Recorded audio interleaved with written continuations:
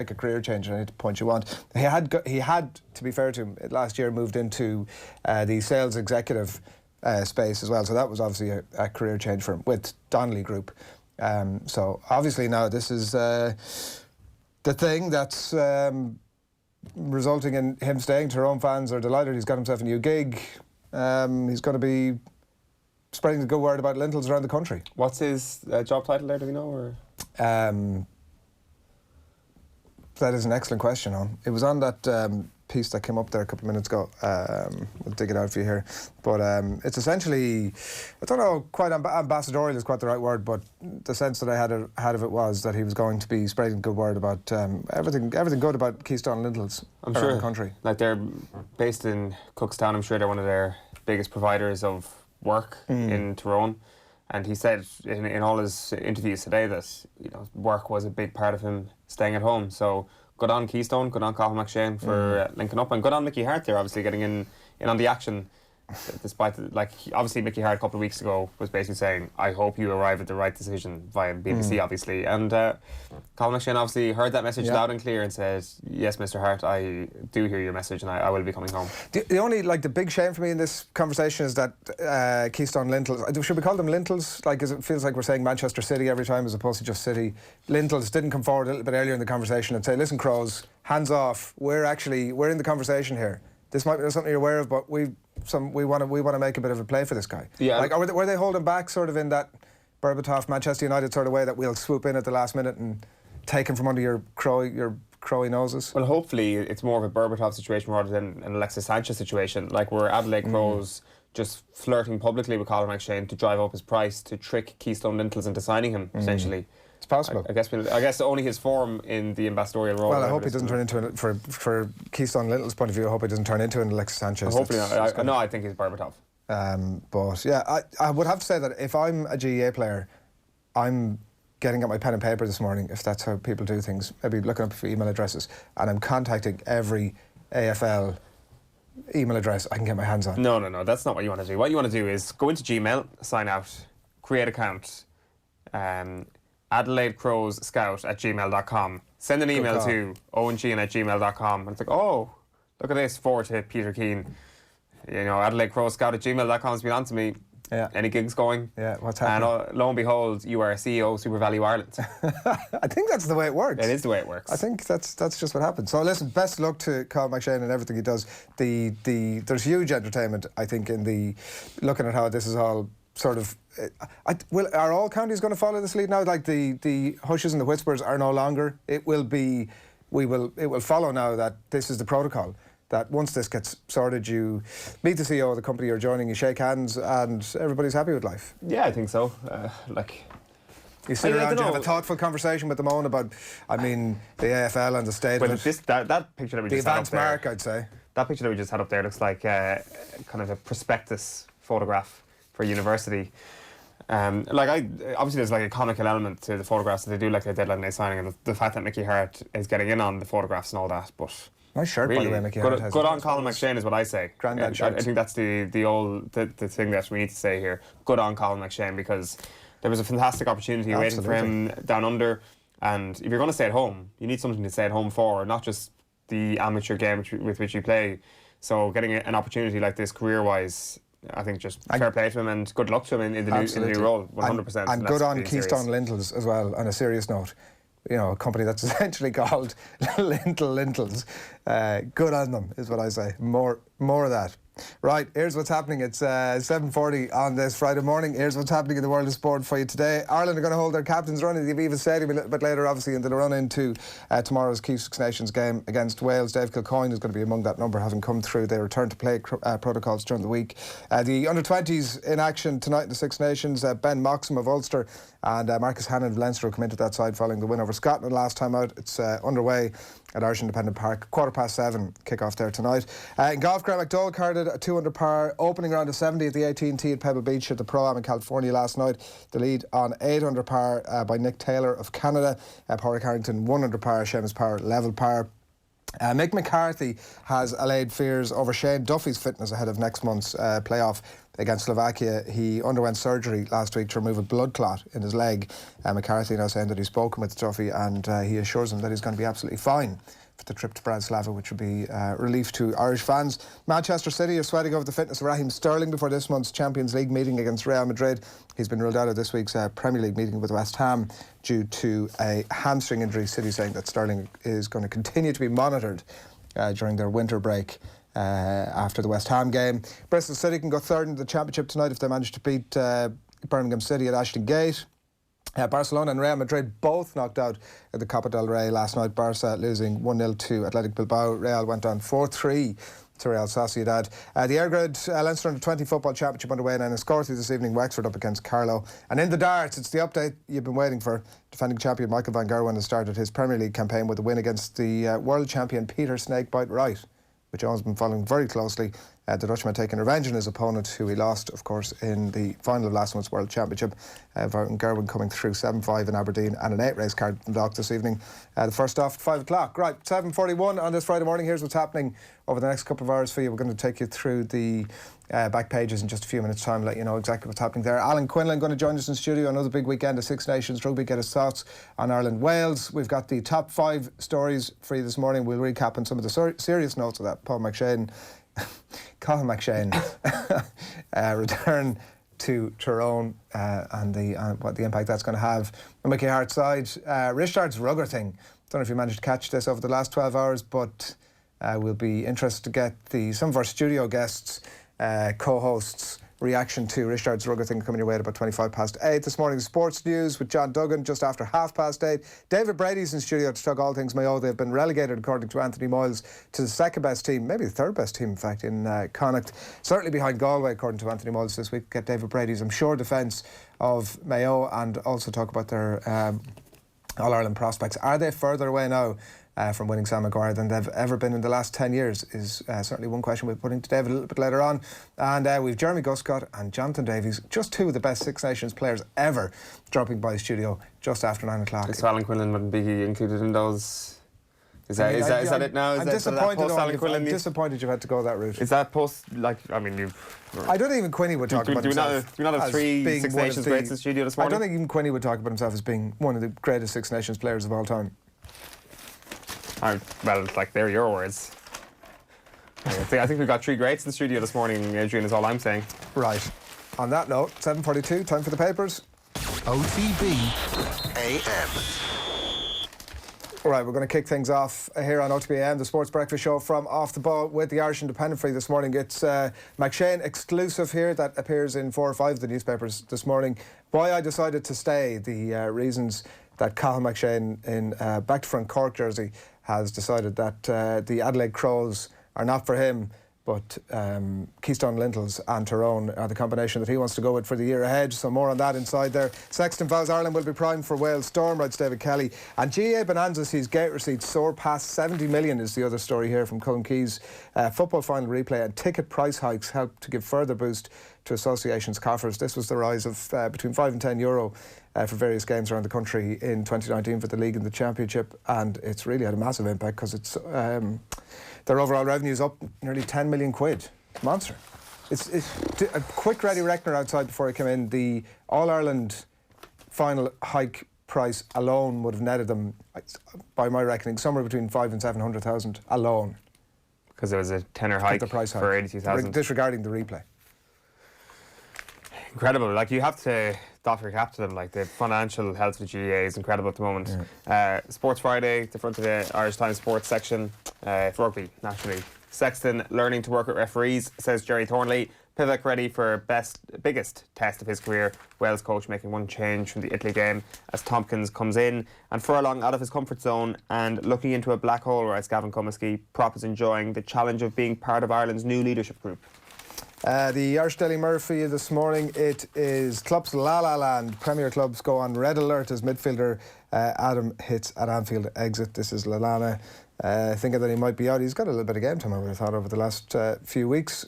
Probably a bit to do with squad rotation, but anyway, it looks as if, writes Chris McKenna here, that he wants out.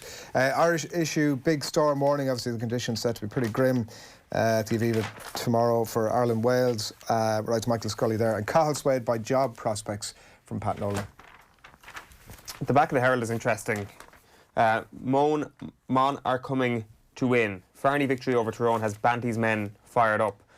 And I guess the Herald being a Dublin newspaper, it's almost tough for Dublin media outlets to actually build up any particular encounters. And the fact that Monaghan have somehow managed to, by quirk, I would say, of fate, beaten Dublin in the last 2 league campaigns, this has suddenly been spun into a bit of a rivalry when it's clearly not. Farney victory over Tyrone has Banty's men fired up. There is no rivalry with Dublin except for maybe Kerry at the moment, but I appreciate the efforts of people trying to spin Monaghan versus Dublin in the league into some sort of thing, but it's not a thing. Even if Monaghan win this weekend, it's like, alright, that's just a strange thing that tends to happen. Kind of like, I don't know, was there whatever teams tended to get a draw against Sir Alex Ferguson's Manchester United teams, but could never beat them, sort of thing. Like, beating them in the league just doesn't matter, but it's a strange thing that has popped up over the last couple of years, and obviously the Dubs have got into yowering over recent years, and I applaud them for that. Yeah. Well, yeah, the league and all that. Right, the Irish Examiner for you this morning, beautiful photograph here. The Communications Clinic is the headline on it, and if you squint, you can see Johnny Sexton in the background there getting put through his paces by one of the TV crews at press duties this week. Sexton working on rapport with referees. It promises more detail on that inside, and indeed it delivers. Also, the thoughts of Ronan O'Gara inside there, and plenty more as well besides. It's the idea that Jonathan Sexton wants to... He specifically talks about a game, the Leinster-Munster game last year, and Frank Murphy, the referee, giving him a bit of a hard time. And even though everything that Sexton was saying to the referee, he felt was actually quite reasonable, that a lot of his body language suggested otherwise, and that's something that he needs to work on a little bit. The front of the Racing Post is whoosh. It's a photograph there of Shishkin racing to victory at Huntington yesterday. All the rage was supreme after the procession.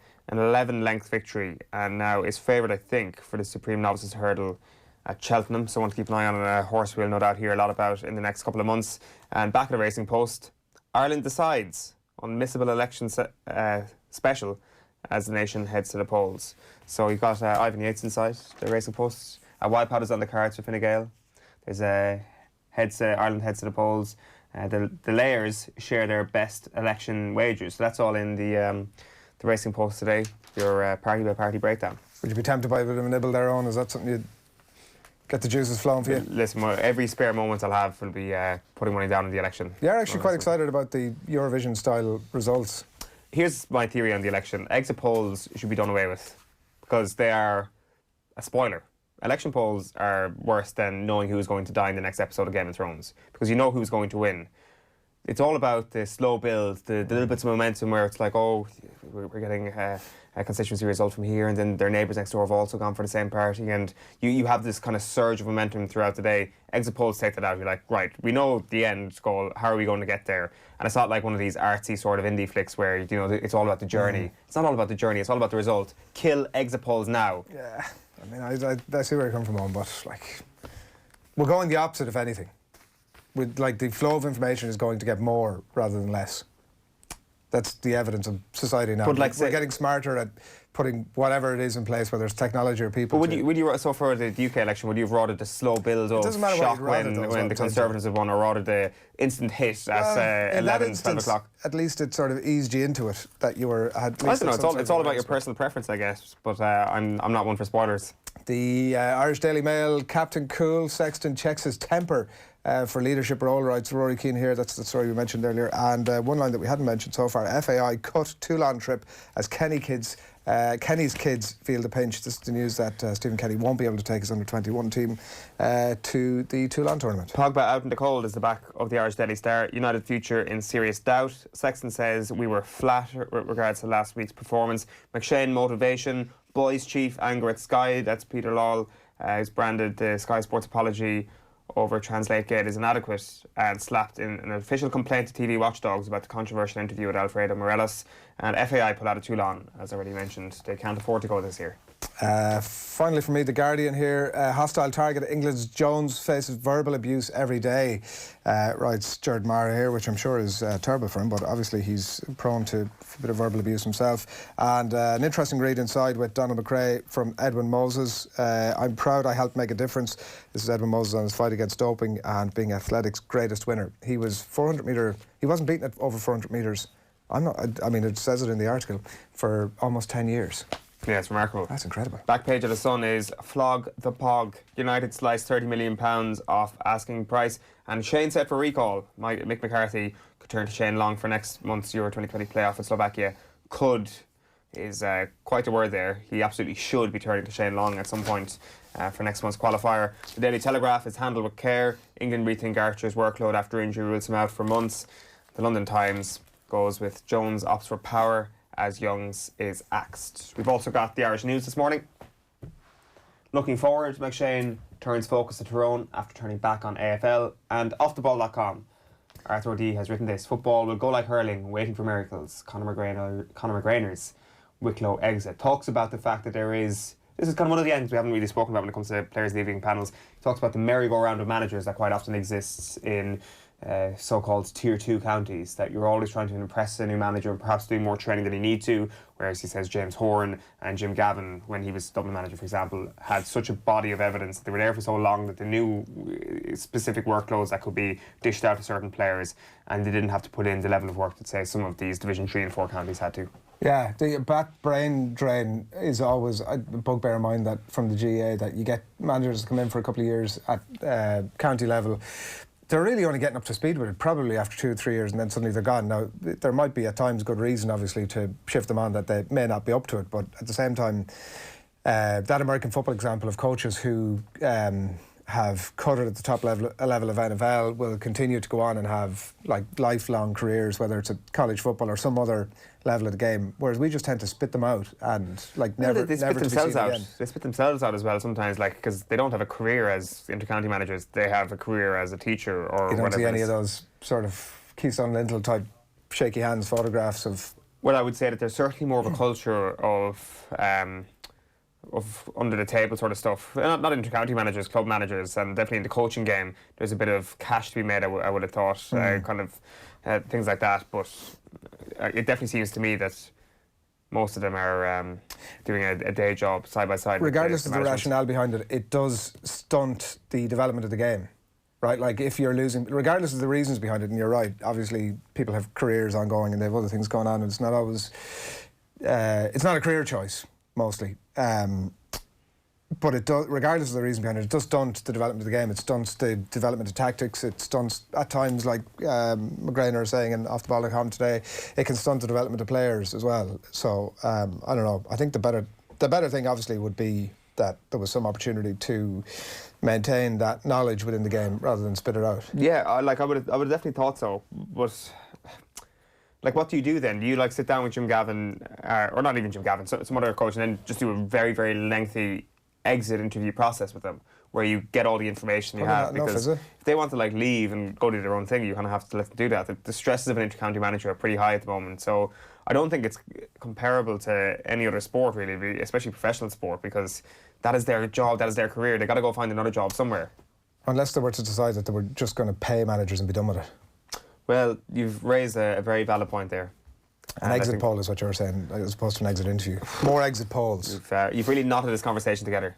Brian Driscoll was on. Alan Quinlan on the way, by the way, one of the greatest Six Nations players of all time, in my view, on the way very shortly to talk us through all things Ireland-Wales this weekend. Brian O'Driscoll was on last night's show. He warned that Ireland's box-kicking tactics are not fooling anyone, offering the same returns that they did 2 years ago. Should Murray be at a stage in his career that he's able to realise mid-game that actually Scotland have this figured out, that they're getting men back quickly, and try something different? Yeah, well, the problem is if you attack, or if you set up to kick, well, you've no alternative option. So, you know, where you see you see the caterpillar, and then one player will stand directly, you know, or a foot behind the ball because that player can't be in front, and then the scrum half steps in behind them to kick it. But what defence is going to feel threatened by that setup when they know it's coming? You have to show something as an alternative option to interest the defenders and make them look at things differently and make them stay hard in the forward line rather than immediately turn their backs and filter back into the backfield. So, I think I can understand the frustrations of the public, because the box kick, we're not getting as much success out of it as well. That's the other thing. If you get 60% of your box kicks back and you get possession from it, You know, people will get over their disappointment of kicking the ball away.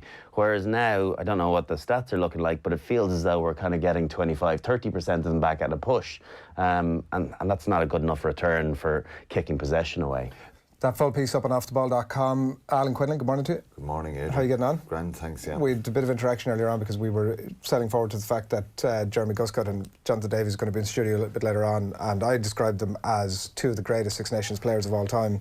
And Eoin pulled me up to say that why was I not including you in that mix? You were dead right. They're two legends of the Six Nations. Jonathan Davies is looking a little bit worse for wear out there. Yeah, I think he enjoyed a little bit of hospitality last night. Pulling back the curtain. You can check that out with him when he comes in. But yeah, they've plenty of historic stories, I'm sure, to tell you in a little while. Yeah, we'll have a bit of a chat about that. I wonder, before we get into the meat and drink of Ireland-Wales this weekend, if we're going to be sitting here again in 5 weeks' time, Quinny, debating as to when this is all going to come right for Ireland. Like, it feels like we've been having this conversation about the Irish funk for longer than we need to have, and there isn't any great indicators that it's going to end anytime soon. Yeah, it does feel like that because obviously this time last year, we were on a high, such a high after all that happened in 2018, and started off poorly against England, and they got back on track against Scotland, and they stuttered their way through. Poor performance in Italy. France was a bit better again. There was 3 bad games and 2 good ones, and even though it was 3 wins out of the 5, the whole year was just a bit of a struggle, really, and a number of factors. Teams figuring Ireland out, Ireland dropping maybe the intensity and the accuracy and the pace that they were doing things as well, and maybe a bit of a dip in form from a number of players added to that. So there's pressure and there's a bit of baggage, and that's kind of a little bit of psychological baggage. But if you're the optimist and you want to believe that they're going to get back on track, we've started Six Nations slow before, and the Grand Slam in 2018, France was far from a perfect result. The Johnny Sexton drop goal at the end, so they started a little bit slow. So I'm hopeful that they can change a couple of gears tomorrow and play a lot better. If it doesn't happen, does that affect the players out in the field, and do that bit of confidence kind of drain out of them as well, and does the scars that they've had to endure in 2019, do they come back to kind of affect that confidence? And they quietly start to question the new coaching setup, obviously, at some point. Well, that's going to take time. There's absolutely no doubt about that. It's going to take time. Do players give it time, right? So, like, we obviously look in and we can't affect things. Well, they've got to believe what the coaches tell them. You've in international rugby, you've very little time to iron every detail out. You hope you can get better on the run and that you can get positive results. So that's what they did. They got the win last week. But in your experience, when a new coaching ticket comes in and things aren't, I don't know if you'd ever been through that, where things haven't been exactly as they might have been over the first few games, obviously in the press they're going to say, listen, you got to give this time, they're going to say all the right things. But privately, at what point are they saying, I'm really not sure about this? It takes a bit of time. The players have got to give it time as well. It's not as if you're kind of ripping up a script and doing everything totally different. The fundamentals have to be right, the foundation, the set piece, the scrum line-out, which the scrum wasn't great last week. There was a few penalties there against Ireland.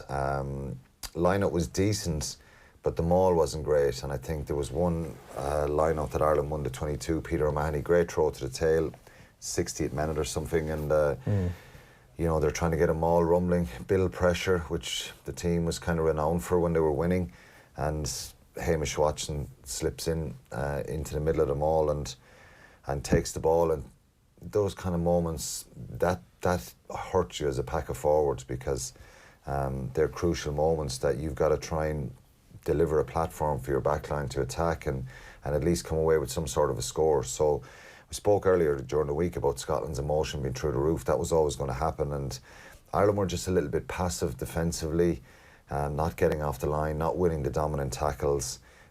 So there's lots of things that you can, it's a bit of an attitude thing, and it's a mental thing that Ireland need to make sure that all those things are better tomorrow, because Wales dominated them last year in those collision areas. in the pressure game. Come back to that in a second. The flatness of it. Sexton was talking about in the papers this morning about before the Scotland game. They were out doing the warm up, and on the way in, he was like, "Lads, we need to lift this. That it feels all a bit flat." Like, where's that coming from? That can happen. It might be a confidence thing. It might be people just keeping their head down a little bit, hoping that things go well, rather than really kind of, I suppose, driving it themselves to stay. And it's understandable when any team loses in any sport, Adrian. It's hard to, they're having to deal with the questions with the public since they've come back from the World Cup. And that does play in your mind a little bit. Do you think there's a World Cup hangover then? Is that the? We talk about England in that hangover, regard, but I think one big performance can get you back on track a little bit. We thought that was the Scotland game in Yokohama in the first game would really ignite the team, and they went backwards, I suppose, with the loss to Japan a week later. So it depends. There's pressure and there's expectation there. I'd rather, as a player, have that pressure and expectation than not. But I think they don't need any cause for tomorrow. Obviously, it's a big Six Nations game and you always want to win them. But Wales ruffled them up last year, so there has to be a real motivation and an aggression brought to tomorrow's game, because if Wales start well, they're a confident side and they get in the front foot, they play a good brand of rugby, they throw the ball around and they can hurt you with pace in their game. So Ireland have got to be really aggressive early on and start the game well tomorrow. I think that's really imperative, that not necessarily on the scoreboard, but just their body language, their energy, their enthusiasm and just an intent out of them. They've got to let Wales know that it's going to be very, very difficult in Dublin tomorrow. Were you surprised to see that Ireland are 4-point favourites going into this game? A little bit, yeah, particularly when you look at the performances last week. There's probably two ways of looking at this, Eoin.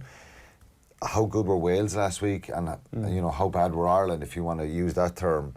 Ireland struggled a little bit, and maybe that's been disrespectful to Scotland, because Scotland, if Scotland go and beat England tomorrow, which England are on a bit of a backlash scenario themselves after losing in France, if Scotland were to win, we'll all start saying, geez, that was a really good Scottish team, and Gregor Townsend now has found better players and making 10 changes. So we'll know more tomorrow evening how good or bad it was. Maybe it was a great win. Maybe we look back and say it's a great win. If Ireland lose tomorrow, well, the pressure is going to heap on the team and the group, and there'll be a massive call for way more change in personnel. But because that's because of what happened last year as well, that especially if Wales win healthily in Dublin tomorrow, it's back-to-back Six Nations where they've beaten Ireland well. You're kind of looking at a certain coterie of players and you're thinking to yourself, are they capable of getting us back to a championship competing level again? Because we probably think that we're a mile off England on last year's evidence. Maybe not, but certainly if it's back-to-back batterings from Wales, you definitely have to be asking those questions. Yeah, you would, and it's bad news for the players, because there's a number of them they could be chopped after that, and that's just the reality. If we lose tomorrow, well, you're in a situation then where a Grand Slam is gone, a Triple Crown is gone, maybe a championship is gone as well, and you're going to Twickenham to play England, and if we were to lose, it's hypothetical now, but it could happen. Wales are a very good side, and that's going to heap more pressure on. But I just think that the motivation, the desire individually and collectively has to be massive tomorrow, because sometimes that can drive you on what ifs, and that has to be a factor tomorrow. I think Wales are a side who won't fear coming to Dublin. They're not they're not fearing this game tomorrow. I think they'll be very conscious and aware that Ireland have the massive potential to get better, and I believe they will get better. And but I'm still, when you look at the Welsh side, I think Tipperick, Wainwright, Faletau, Alan Wynne-Jones, Jake Ball, that five can do a lot of damage against Ireland tomorrow, and that's an area that we have to, James Ryan, Henderson in our back row, they really need to have positive moments tomorrow and set the tone. Because Wales can do a number on you, and like we were talking about the style almost of, I suppose, Ireland's development under Andy Farrell. Pivac likes to play this very quick pass, gets the ball away from the crash side as quick as they can. This sort of two-pass rule almost, I think, that they had at Scarlets is looking like it's a thing he's going to do with Wales as well. Like, they can really hurt you, and that, I know you're writing tomorrow about the kind of dominant tackle area from an Irish point of view, but it's very evident that that's going to be potentially the winning and losing of this game tomorrow. Yeah, it is. It's going to be crucial. For any team, it's You know, I remember doing the game last year, England and France in Twickenham, and England won, I think, 44-8 against France. Totally dominated them, obliterated them off the field. They kicked the ball 44 times in the game. Nobody leaving the stadium that day was complaining about the kicking or the style. It was just relentless pressure, and it was just forcing scores, forcing France to make opposition mistakes in the backfield, to run it back, to be turned over. You know, it wasn't that they played this continuous, expansive, wonderful rugby. So to stop Wales, you know, if you allow Wales play, of course they can really hurt you. And at the World Cup, they were brilliant in the first half. Their tempo, their pace, their clean out. And if they get on that front foot and the ball is really quick, they move the ball very well, and it's hard to defend for anybody. So for Ireland, I think it's particularly around that dominant tackle area, and you know, we've lost the vast majority of the dominant tackle counts since that game in Grand Slam win in Twickenham 2 years ago. Which you look at last week, Scotland had 27 dominant tackles to our 18, and that just sometimes stats can lie. Because Ireland played Italy the Grand Slam year, and they won 56-19. Italy had 24 dominant tackles, Ireland had 16. Italy didn't have the ball, you know what I mean? So that kind of, sometimes the scoreline, when it's massive, it can skew the stats. But in the closer games, the games that you look at and you go off the field and you say Ireland were second best in those collision areas. I know Andy Farrell was asked about it this week. The dog is there. We spoke about it last week as well. They have the capability of being a physical group of players.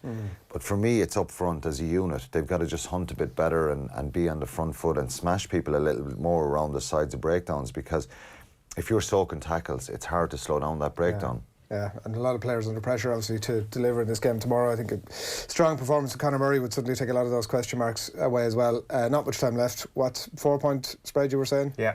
What's going to happen? I don't know. I'm quite nervous about this, and I look at the Welsh side, and it's hard to call it because that performance last week, we're not really sure. A part of me thinks it's a little bit unfair that it was a good win. It was incredibly intense, and another part of me thinks it should be better. So Ireland just need to be better tomorrow, and if they are, I think they'll win the game. But I'm quite fearful. So Wales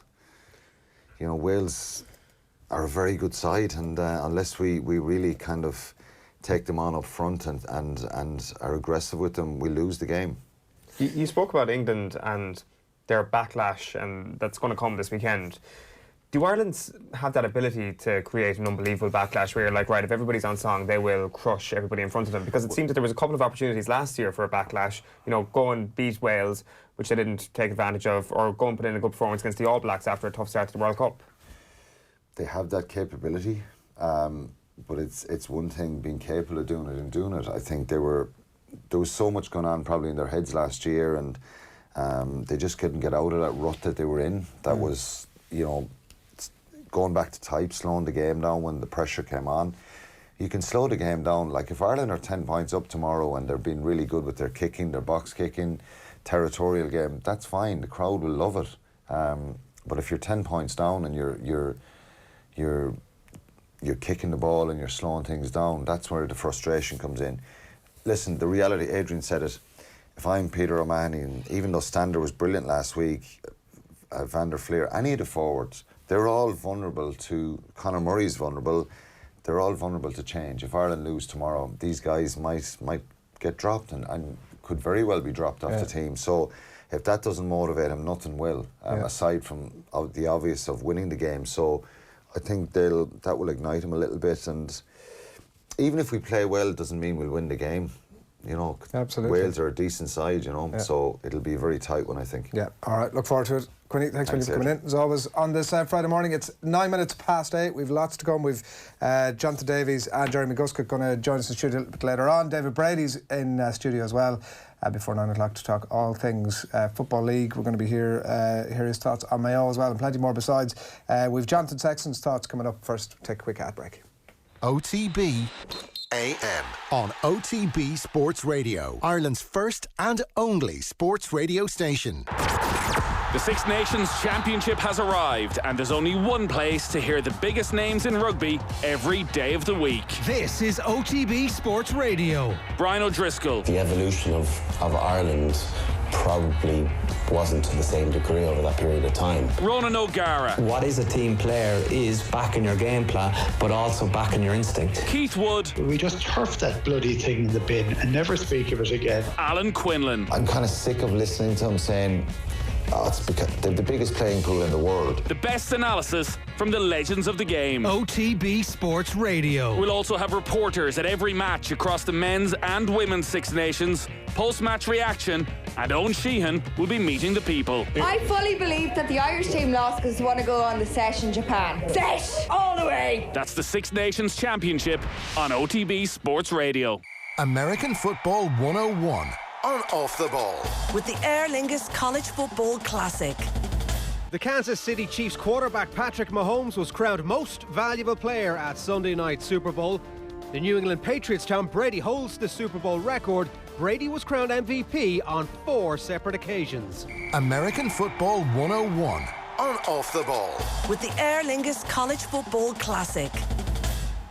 Come the day and come the hour. The time has come to get behind your team. Be part of all the Six Nations at D2, the home of sports. Watch all the games with action as epic as our 20-foot monster screen. Soak up the atmosphere with tempting matchday specials. Then keep the buzz going with music through the night. This Saturday, see Ireland take on Wales. So why not give us your all? Answering Ireland's call. For reservations, email info@d2.ie. D2, the home of sports. OTB AM.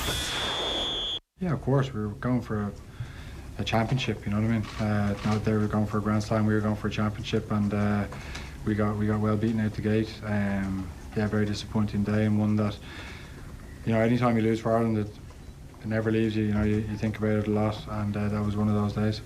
Just as it seems to be looking at games, well, there's a lot of talk about maybe players being too static when receiving the ball within the Irish game plan. Is that something that's being worked on, and do you think you can get better? No. Disagree? No, I disagree, yeah. Obviously, when you get slow ball off, you know, bad set piece, you know, you can't run onto the ball into a brick wall. So we did some really good things at times when we were moving onto the ball, and yeah, we hope to get more from football this week. We might not, and we won't try and force things if we're not, because we know what we're meant to do against slow ball when you got, you know, full defence against you. You know, it's not as easy as that. Jonathan Sexton in conversation with the media during the week, ahead of Ireland-Wales obviously this weekend, and we'll have plenty more conversation of that to come with Jeremy Guscott and Jonathan Davies for your viewing pleasure in studio in the next little while. So all that to come. Here's a bit of a quick flavour of what we want to talk about now. We've picked out some stories from the back pages for you this morning that we think you might be interested in. Cathal McShane is staying with Tyrone. Also, the FAI have decided that Stephen Kenny's under-21s will not be going to the famed Toulon tournament, that it's an expense too far for them, so they ain't going. Paul Pogba, though, looks like he's also an expense too far for Manchester United and maybe leaving the club. It's reported in some of the newspapers today. On again, off again, I think it's fair enough to say, is the story with that. Shane Long, he could be in Mick McCarthy's plans by all accounts. He's on form a little bit for Southampton now as well, so could be back in the plans there. And GAA gate receipts are up massively, up 10 million quid, it seems. And we might, we'll start with Cathal McShane, the news that he's staying. He's turned down the advances of the Adelaide Crows, we'll tell you a little bit earlier on. He's signed up for a new gig in Tyrone with Keystone Lintels. Mm-hmm. Do you know what a lintel is? It's a piece of metal that kind of holds the bricks, isn't it? Or like a keystone. Or a keystone. Is that what a keystone? It's a thing that sits, it would have been called a keystone or something along those lines back in the day. It would have been a stone that sat above the door, essentially, that, exactly like you say, holds everything together. And it would have been that, it sits over a door or a window, essentially. So he's off to be an ambassador. It's way too much information about lintels over Friday morning, but he's off to be some sort of an ambassador for Keystone Lintels around the country over the next while. But good news for Tyrone, obviously. This is like potentially season changing for them. Absolutely, not potentially, definitely is season changing for them. He's one of the best forwards in the country. The All-Star full forward last year, can run any defence ragged and will do so this year. He is the difference between Tyrone potentially being a top 4 team, maybe top 2, and not getting there at all, and being in danger of suffering some sort of qualifier shock, I would have thought, without Cathal McShane this year. That is how big a story this is for Tyrone. That is why Tyrone have done everything in their power to ensure that he stays in Ireland. Is this now a template, I wonder, for other counties to say to themselves, well, we actually can do things to stop players? This is not entirely out of our control anymore. This is not new news, though, is the only thing. The only new news about it is that we are seeing photographs of the inter-county manager, the CEO of the company that have sorted him out to stay here. Like, it's such an overt thing that everybody knew was going on. It's been going on for years, going on for decades. Everybody knew about it, but we've never seen photographs of it before. We've never seen, like, I want to use the word brazen, although I'm not sure it's appropriate, that the inter-county manager is standing with the CEO of the company. Like, you assume that on a very practical level, well, you were saying a bit earlier on that the advance comes in. Mickey Hart had spoken to the BBC about, I don't want this to happen. Players shouldn't be going to the AFL. This is not a route that we should be promoting. This is disgraceful. The former GAA players who are now have turned into scouts for the AFL are doing this game a disservice. That was the tone of his comments at that time. So you assume post that interview or at some point around that time, he's ringing up his connections around the county. And let's face it, an inter-county manager who's been in the game for as long as he has and as successful as he's been will have phenomenal commercial contacts around the county. So he picks up the phone, makes 10 or 12 calls. Need to keep this guy. If we're going to have any chance this season, I think we might be able to win in All-Ireland if we keep him. What can you do? Like, that call has been happening for decades, but we've never seen the... It'll be interesting to see. My view would be that this disappears back under a rock after this experience. I think that most counties are very happy for all this to happen away from the glare of photographers and whatever else. Well, I guess this is a unique situation where in most cases it is a younger footballer who is getting poached before they actually make it as a county senior. 18, 19 sort of thing. Exactly. Whereas now we have an all-star who's been poached, arguably the highest profile footballer who's been linked with an AFL club this century, really. So that adds a whole new layer to it, that this was always going to be out in the public, but it also meant that the stakes were much higher for Cathal McShane. Tyrone County Board would obviously have to try to do something incredible to keep him at home. Obviously providing him and helping him get a new job opportunity, it seems to be that thing, and it's obviously going to be a very good job. And perhaps somebody of Cathal McShane's age, and I'm not saying for 1 second that he's an old man, like what is he, 24? 24. But still, perhaps those extra 5 years that he would have on the prototype AFL prospect has given him the wisdom of maybe actually the idea of settling, of actually putting down roots here in Ireland may be a safe thing to do at my age. I think that the uncertainty of, that was probably part of it, right? The uncertainty of having to go out there and prove yourself in an entirely new sports career. Obviously there was a pro there by way of you get some sort of contract, probably wouldn't have been paid all that handsomely, but being a full-time professional sports person obviously was a massive lure. But I think once a company comes in and says, we're going to give you a job which will facilitate your need to be fairly close to professional sports person as you need to be, that's almost a no-brainer at that point. I'm not sure if it's a no-brainer, because I don't think it's just a professional lifestyle. I think it is the idea of actually moving abroad. And also, is Cathal McShane coming home thinking to himself he might win an All-Ireland this year? I think that has to be in the aim. That Mickey Hart had to have given that pitch to him that they're going to win the All-Ireland. I spoke there a moment ago about them potentially being a top 4 team with him in the squad and potentially getting into an All-Ireland final. But I don't see this Tyrone team laying a glove on Dublin again. I don't see this Tyrone team being that much better than the team who got to an All-Ireland final in, 2018. I don't think they will win the All-Ireland. I don't think they will win it as long as this Dublin team are in its pomp. And to be honest with you, that's going to be for 5 years at the very minimum. Until Cathal McShane is in his 30s, I don't think Tyrone will beat Dublin. I know that's kind of a grand thing to say because you're basically saying, well, they're not going to beat them for 5 years and surely Dublin will get beaten eventually. But I think you just look at the age profile of your Fentons and your Howards. Tyrone are not on that level, and I know that's putting it very much down to the whole medal thing, and we had this conversation earlier in the week about Michael Brick Welsh, that is his career a failure because he didn't win an All-Ireland? Absolutely not, that's nonsense. But I just wonder how much was the promise of a Celtic cross there. They're not saying, stay here and you can have a great career and you'll be a local legend. They're saying, stay here and we're going to win the All-Ireland. Exactly. I think that's without question, but I think you're right to say that they need another couple of Cathal McShanes in different areas of the pitch if they're going to realistically. The conversation that you were having about him staying and it being season changing wasn't about well, if he stays, they can win the All-Ireland. No, not Whereas really. if he stays, they could be the third best team in the country. I think so, but like then again, people will argue, well, third best, you're within shooting distance of first. But really, I think the way the football is at the moment, it's not. Shane Long. Yeah, he's staying. We all could do with a fit, in form Shane Long in our lives. Yeah, so he's had Mick McCarthy. This has had some words of encouragement for Shane Long. So he obviously scored midweek for Southampton against Spurs in the FA Cup. Poacher's goal. Poacher's goal. That's exactly what we need. Mick McCarthy was speaking to FAI.ie. He says, "I'm sure people are fed up with me talking about the need for Shane to play first team football, but that is exactly what I've been saying to Shane since I got the job. He's been very unlucky with the timing of some of his injuries in the past year. Shane had to withdraw from my first squad with an injury and then missed out again in the summer after reporting into camp in Dublin. I've kept in touch with him. I kept him in the picture regarding his need for first team football. He's back in regular action now, and his goal at Spurs on Wednesday night is real poacher's goal, as you put it. Right place, right time. Playing and scoring again, and that means he's pushing all the right buttons ahead of Slovakia."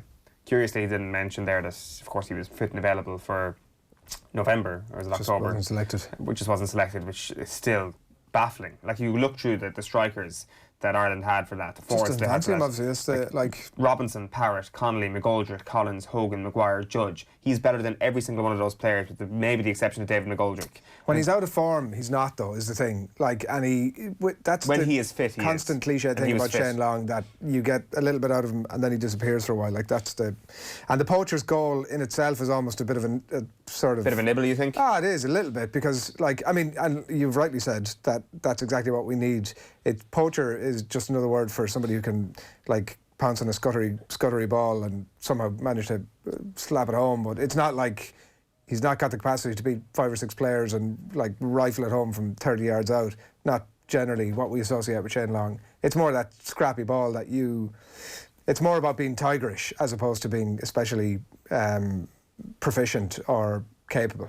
He still should have been in that squad. He 100% should have been in that squad, and he should have been on the bench. I think David McGoldrick's form at that point had him in the starting team, and Ireland are not going to play 2 strikers at this point. I think perhaps even if you're playing another one of those forwards, Robinson perhaps actually fits better into the team that Ireland tend to play under Mick McCarthy. If Shane Long needed to be in that squad. If he's scoring goals for a Premier League club and playing well, he's in the team. Yes, but he has scored a goal. He's not scoring goals. Was what maybe Mick McCarthy would say to you on that one. Career thing. I think Shane Long has been a conversation to start against Slovakia. It's just perfectly poised for him to do kind of the second chapter of his saving Ireland in sticky situations.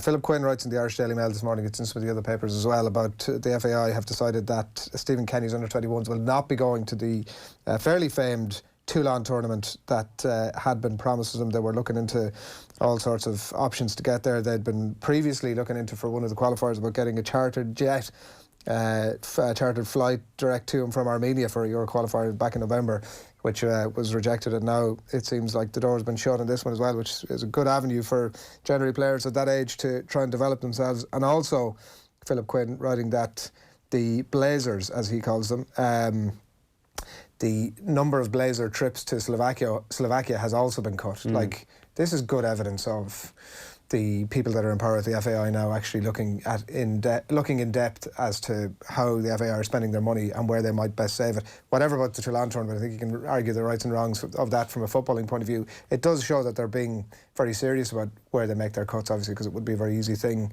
even from an optics point of view, just to leave in place. But the fact that the Blazers are having their junkets cut is great news. Yeah, it's big news. Like the Toulon tournament, you could perhaps argue the merits of it, but it's where Aaron Connolly, Adam Ida kind of first started to show huge promise for that Stephen Kenny team, and it was a big step up for them going into the autumn, which was obviously hugely successful for Kenny and his side. So it's a blow. It's definitely a blow. You want this team playing in this tournament. It's definitely something that stood to them greatly last year, and this is just another great shame of what's happened in the FAI in recent times, that you are seeing material impact of financial mismanagement and not having these tournaments available to those young players. So it's a bit of a shame. That means like that was I guess supposed to be the end of Stephen Kenny's tenure. I guess that would have been the end for him. So now it'll come a little bit sooner.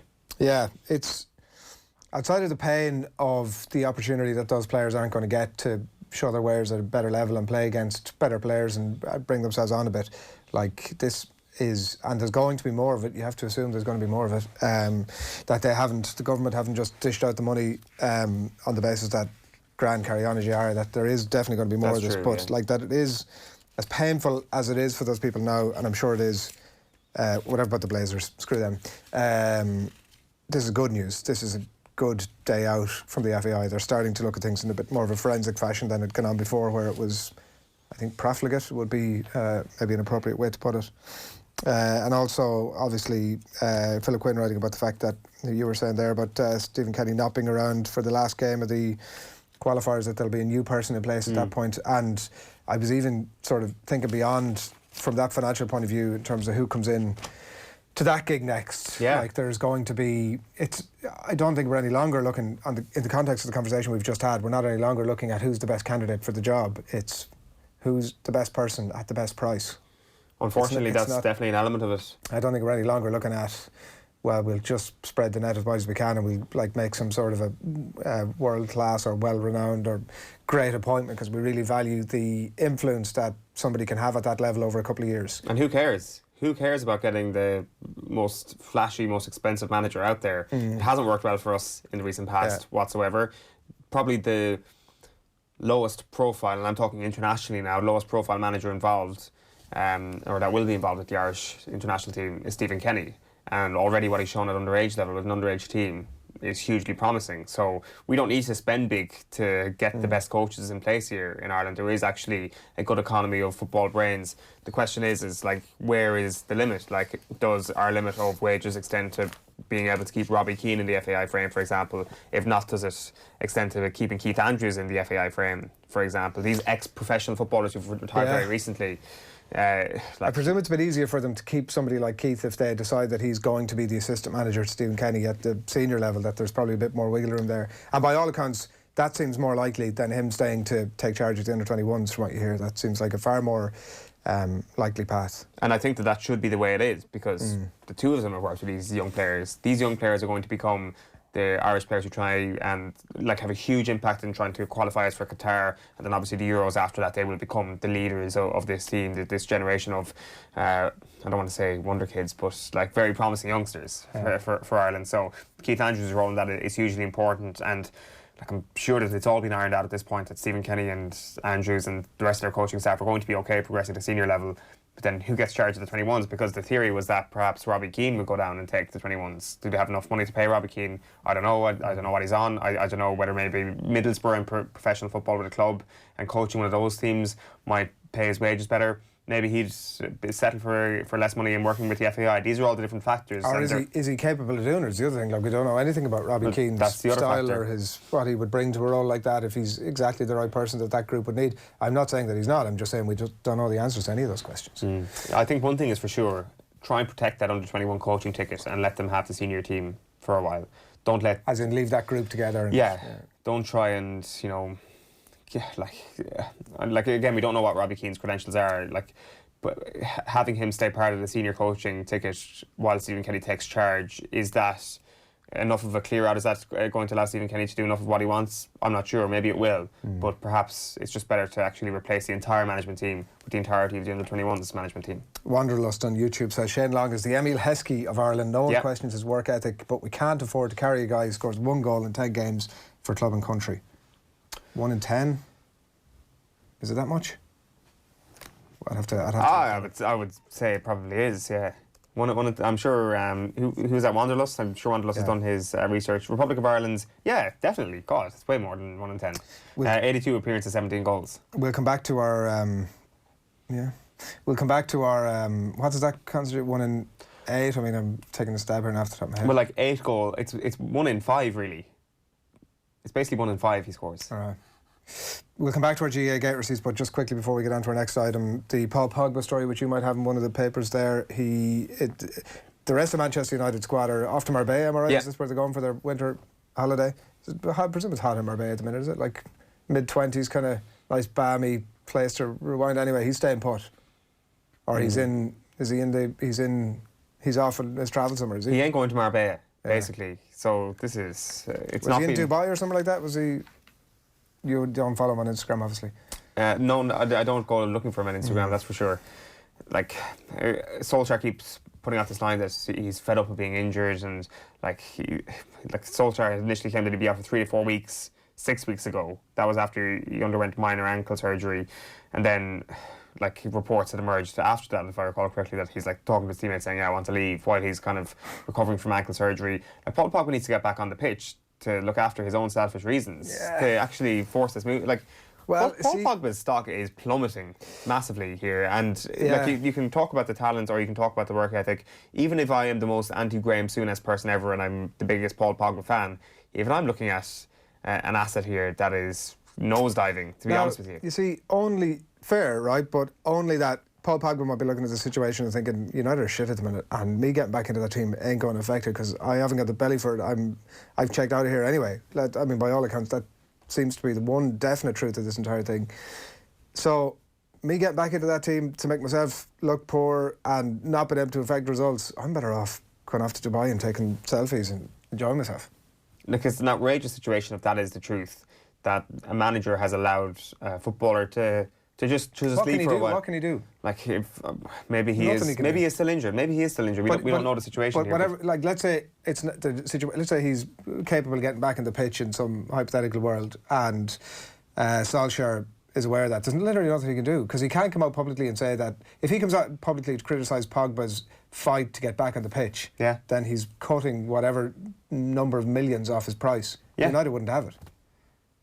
Well, okay, I take your point there, but Solskjaer's got to stand up for himself at some point and say, listen, I'm the boss man here, I'd actually have a bit of an edge. And screw the price, they spent enough money on crap before. Like, cut a 20 million off it if you want to like assert your manager's authority. Other players then won't be thinking to themselves, oh, I don't fancy it if things go a bit south next season, I can just jet off and take a bit of time out of the squad if I want. Like, unfortunately, this is just the way it is at the moment, that they have all the power. Paul Pogba has all the power in this situation, and that's not going to be arrested anytime soon. Owen, enough out of you. We need to hear a little bit more from you. Last night saw the return of Rishtard Cooper's critically acclaimed Rishtard's Rugby Thing. Take a look. You're very welcome along to Off the Ball AM and our relentless rugby coverage in association with, well, you know the rest. Of course, a bit of a dreary start against Scotland last week. We didn't manage to win just about. But we've got a different kettle of fish. Wales are Wales, as we know, so that's what we're facing on Saturday. I suppose the bigger question since the World Cup is, you know, state of Ireland's mindset. What is Ireland's mindset? Should we be concerned about Ireland's mindset? You know, is Andy Farrell the kind of coach that's going to be, you know, thinking that there's a problem with the Irish mindset? What's going on there? Yeah, well, I suppose that's the point. Do we need to change anything at all? I mean, maybe everything's fine the way it is. Well, we need to change something because, you know, particularly the way Ireland are playing, I mean, they've been, you know, pretty dreary, pretty dire. Well, apart from winning the Grand Slam, obviously, that wasn't dire. No, that wasn't dire. But apart from the times when Ireland were good, they were bad. Well, they definitely played better the year they won the Grand Slam than they did when they didn't. Go figure. But I suppose the point I'm trying to make is, insofar a point is ever being made on the show, is, you know, Andy Farrell now has a clean slate, a kind of a, you know, like a new dawn. So, you know, in a way, that's sort of an advantage, you know, to have that sort of blank canvas. Really? Is it a new dawn? Really? Is it a new dawn? Potentially. Yeah, potentially. It could be dreadful. Could be awful. Could be like the worst period in Irish rugby in decades. But conversely, we still do have very good Irish rugby players. So I suppose it could render what I just said meaningless. You mean like everything you say, Ger?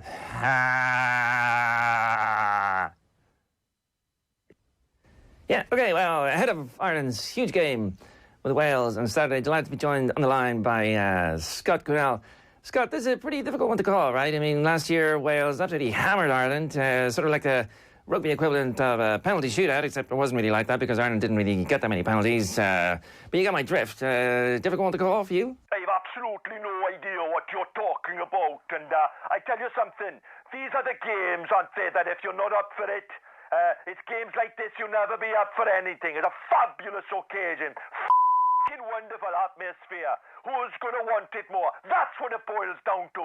Down to more than anything else. If you want it, it's there for you. That's what the Six Nations is all about. Because it's f***ing there. It's a f***ing trophy it's all about. The Six Nations trophy. It's about seeing it, grabbing it, and taking it. It's about f***ing taking the opportunities at this level. Because if you don't f***ing do it, you won't f***ing do it. And if you had to call a winner right now, to be honest, it's too tight to call. I really think this could go either way, and I'd say it probably will. So you're saying they're both going to win? Interesting, yes. Very interesting insight into the cryptic mind of Scott Quinnell there. OK, well, so much for Ireland against Wales. Also another big game on Saturday, which is, of course, the Calcutta Cup match. Really? Is that a thing? Yikes. Yes, England play Scotland. And Will Greenwood is on the line now to talk about that one from his opium den in Blackburn. Will, how do you see this one going? It's another difficult one to call, right? Well, calls for Eddie Jones to be sacked after one bad performance against the rampant French. Absolutely ridiculous. Wrong. No thanks. Next. One bad day at the office. And hey, what a performance by Les Bleus. Hats off. French flair in abundance. Back to the old days. Pace, power, grit, wit. Absolutely never say die. We move on. Scotland feeling pretty aggrieved after Saturday. The Irish there for the taking. Not to be. What a battle. Hot and steamy. Celtic mist. Hog disaster. He scores, it's game over. Scotland dominated the scrum that contained Healy and Furlong, two British Lions. Two British and Irish Lions, actually. We move on. They will be gunning for England. Absolutely no holds barred. Stuck into the old enemy. Let them know you're there. Typical Celts, fire in the belly, passion, belief, hairy, farty, flower of Scotland, up your kilt, Jimmy, William Wallace, eye of the tiger, arse of a rhinoceros, but ultimately just a little bit shit. Prediction, England. OK, well, with the election coming up, Shane Ross, the Minister for Sport, is on the line. Shane, are you going to be at the match on Saturday? Oh, yes, I wouldn't miss it for all the tea in China, which is fine, by the way, but don't share the cup. No, seriously, I'm a big rugger fan. It's in the blood. I played quite a bit in boarding school. Oh, really? What position? Well, I played loose head hooker on and off the field, but I love the Six Nations rugger in particular, the history, the traditions, and I'm looking forward to a damn good spectacle this weekend. I just hope Era can keep the tempo up for the full 90 minutes. OK, we're going to wrap it up there. After the break, I'm going to be joined by somebody else who's going to talk about something else that I have to pretend to be interested in. See you then. OK, thank you. Richard's rugger thing. On Off the Ball. With Vodafone, official sponsors of the Irish rugby team. Team of us. Everyone in. Yeah, it's all fun and games until he actually starts doing you as the... so. I'm safe. I'm way down the food chain. I'm safe. It's very good. His Will Greenwood is... Like, his version of you is excellent, and Gerard the same. Slightly exaggerated version. But... the Will Greenwood. I love the Will Greenwood. Could be him. Yeah, is the thing. Just that's the thing with Will Greenwood. He gets excited and just throws out random words. Yeah, it's nailed on. Like, he's unbelievable. He's very good. His election coverage also very good. It's worth taking out for anyone. He did Claiborne Live reenaction on Newstalk. Did you hear Catherine Noon the other day? Oh, I've actually listened to it, so there's more than one episode. I'm not going to give away the key to it, but it's really good. That might have been the first one. Okay, so I'll come to it later. Really good, yeah. Anyway, check it all out, offtheball.com. With much more from Richard, we're excited to say, over the course of 2020 as well, so that's all going to be coming your way over the course of the year. We do also have Jeremy Guscott and Jonathan Davies joining us in studio very shortly, a couple of Six Nations legends to obviously preview tomorrow's game and look ahead as well to a little bit more Six Nations action. And another legend, David Brady, is going to be in the studio and we'll get his thoughts on whether Mayo are further away from winning a Sam Maguire than at any point in the last 10 years. So that's all coming your way before we leave you at 9:30. But as you heard just there a moment ago, Tom Malone has joined us in the studio. Morning to you, Tom. Yeah, good. I trying to be cool around Jeremy Guscott and they're out there knocking around. They're out there in the office, yeah. Just like, all right, lads. Quinny was saying they're badly hungover, so... yeah, they were quite enough. See how that goes. We'll start with another legend. Brian O'Driscoll says new head coach Andy Farrell needs some time and breathing space in his new role. Farrell leads Ireland into the second round of Six Nations tomorrow when Ireland face Wales at the Aviva Stadium following last week's narrow win over Scotland. O'Driscoll says the bedding in of a new philosophy can take some time. It's almost if you maintain the same coach, I think there'd be way more baggage to carry with you and the need to feel as though you need to put things right. Whereas you're working on a blank canvas with or a relatively blank canvas with with Andy Farrell, where there's an opportunity for new players that mightn't have been in the reckoning previously to now, get him on side and get more international honours. So I think that's all part of the next year. I think, to expect magic immediately is too much. The senior squad, of course, holding their captain's run at the Aviva Stadium, Lansdowne Road this afternoon. David Kilcoyne will be among that number. Of course, he was named the bench, but he still had to come through those return-to-play protocols, so he has done that following his head injury last week. Meanwhile, Scotland head coach Gregor Townsend says he has no problem with Eddie Jones's comments in the build-up to tomorrow's Six Nations clash with England at Murrayfield. His opposite number said ahead of their Calcutta Cup meeting that the Scots are a niggly team who would goad opponents into losing their cool. I think we're going to cover that during the week. But Townsend says Jones' experience speaks for itself. He knows that it's going to be a fight around the breakdown, run contact. At times it will be hugely physical. But no, he's a brilliant coach. Meanwhile, the under-20s side will bid for back-to-back wins against Wales tonight. Ulster wing Ben Moxham and Leinster prop Marcus Hannon come into the starting side following last week's win over Scotland. Now McMahon's side get things underway against their Welsh counterparts at Irish Independent Park tonight at 7:15. While in football, it's been reported that the FAI will not send a team to the under-21 Toulon tournament in June. That's following their financial issues which have plagued the association. Reports suggest that they're not able to afford to send the team to the tournament. Stephen Kenny's team, of course, reached the semi-finals of that competition last year. Elsewhere, Paul Pogba is set to miss Manchester United's training camp in Spain amid renewed speculation over the French World Cup winner's future at Old Trafford. While Manchester City will be sweating over the fitness of Raheem Sterling before this month's Champions League meeting with Real Madrid. He's been ruled out of this weekend's Premier League meeting with West Ham due to a hamstring injury, and City say Sterling will continue to be monitored during the winter break after that West Ham game. While in Spain last night there were two upsets. Real Madrid and Barcelona both knocked out of the Copa del Rey. Barcelona lost 1-0 to Atletico Bilbao, with Real going down 4-3 to Real Sociedad. While tonight in the Championship, Bristol City can move third. That's if they get the better of Birmingham this evening. That kicks off at Ashton Gate at 7:15. And in golf, Graham McDowell carded a 2-under par opening round of 70 in the AT&T Pebble Beach Pro-Am in California last night. The lead currently held on 8-under by Canada's Nick Taylor. While want to feel old, Adrian? Do you want to feel old? I do every day. Yeah. But go for it. 32nd anniversary of this clip we're going to play right now. We've just got the audio because, the dunk competition from 1988. Michael Jordan, Dominique Wilkins. We have the clip as well. Well, the crowd lets you know what they think of it. Now we will wait for the judges. Of 48 ties, of 49 wins. They gave him a 50. They gave Jordan a 50. He defends his championship.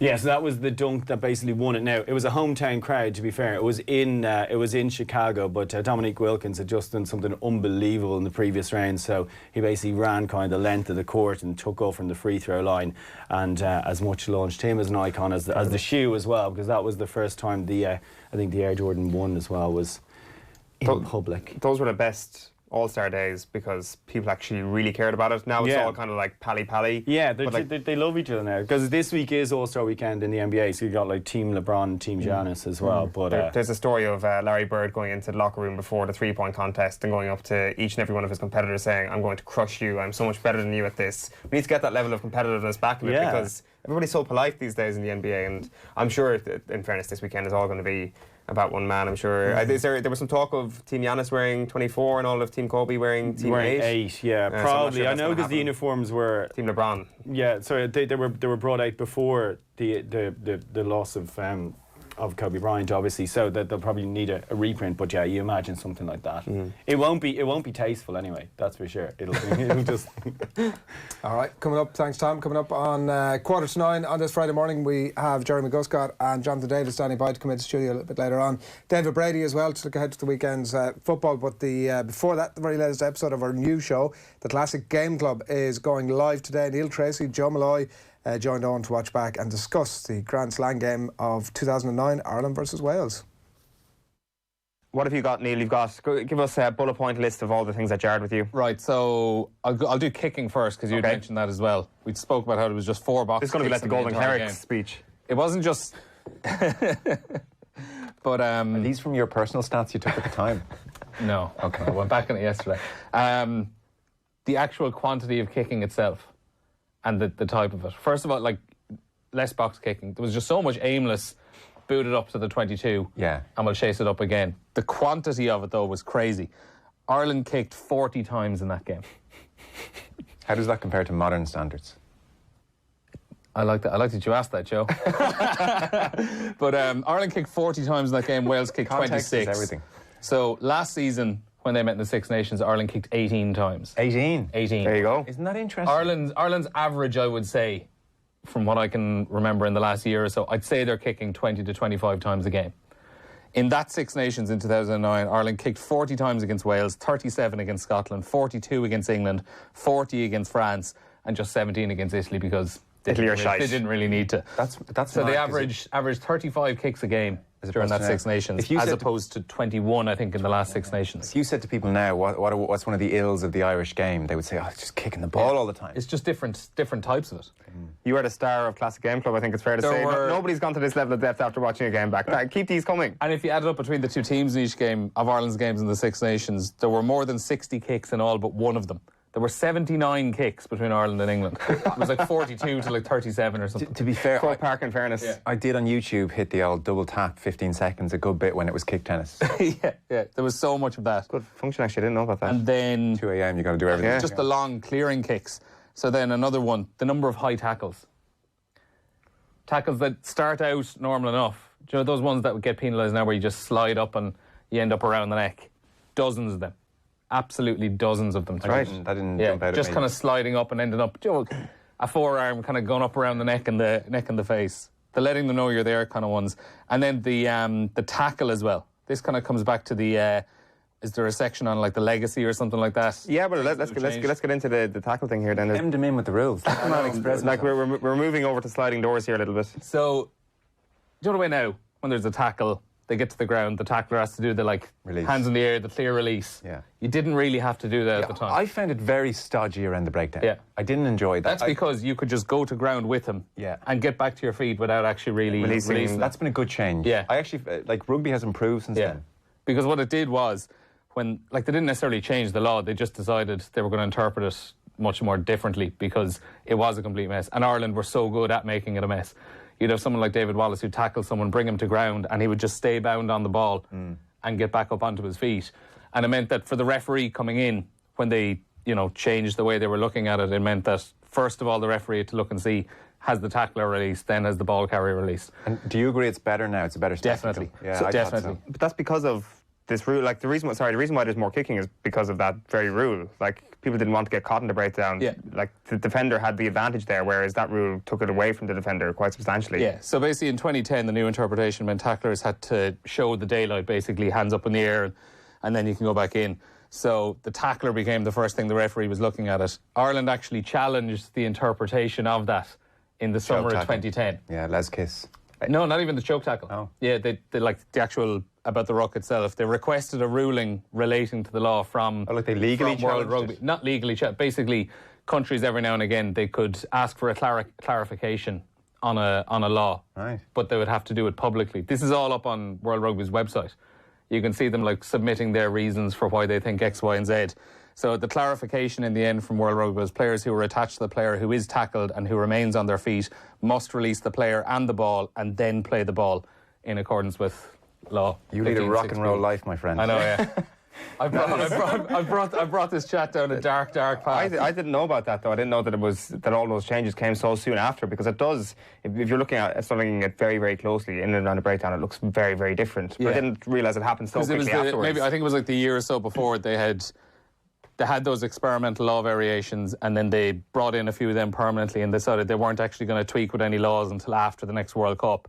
But what they were going to do with some things was just kind of clarify the interpretation of what exactly is happening. So there were a few of those where countries would kind of challenge a rule or challenge a law and get it clarified and stuff like that. And that was one.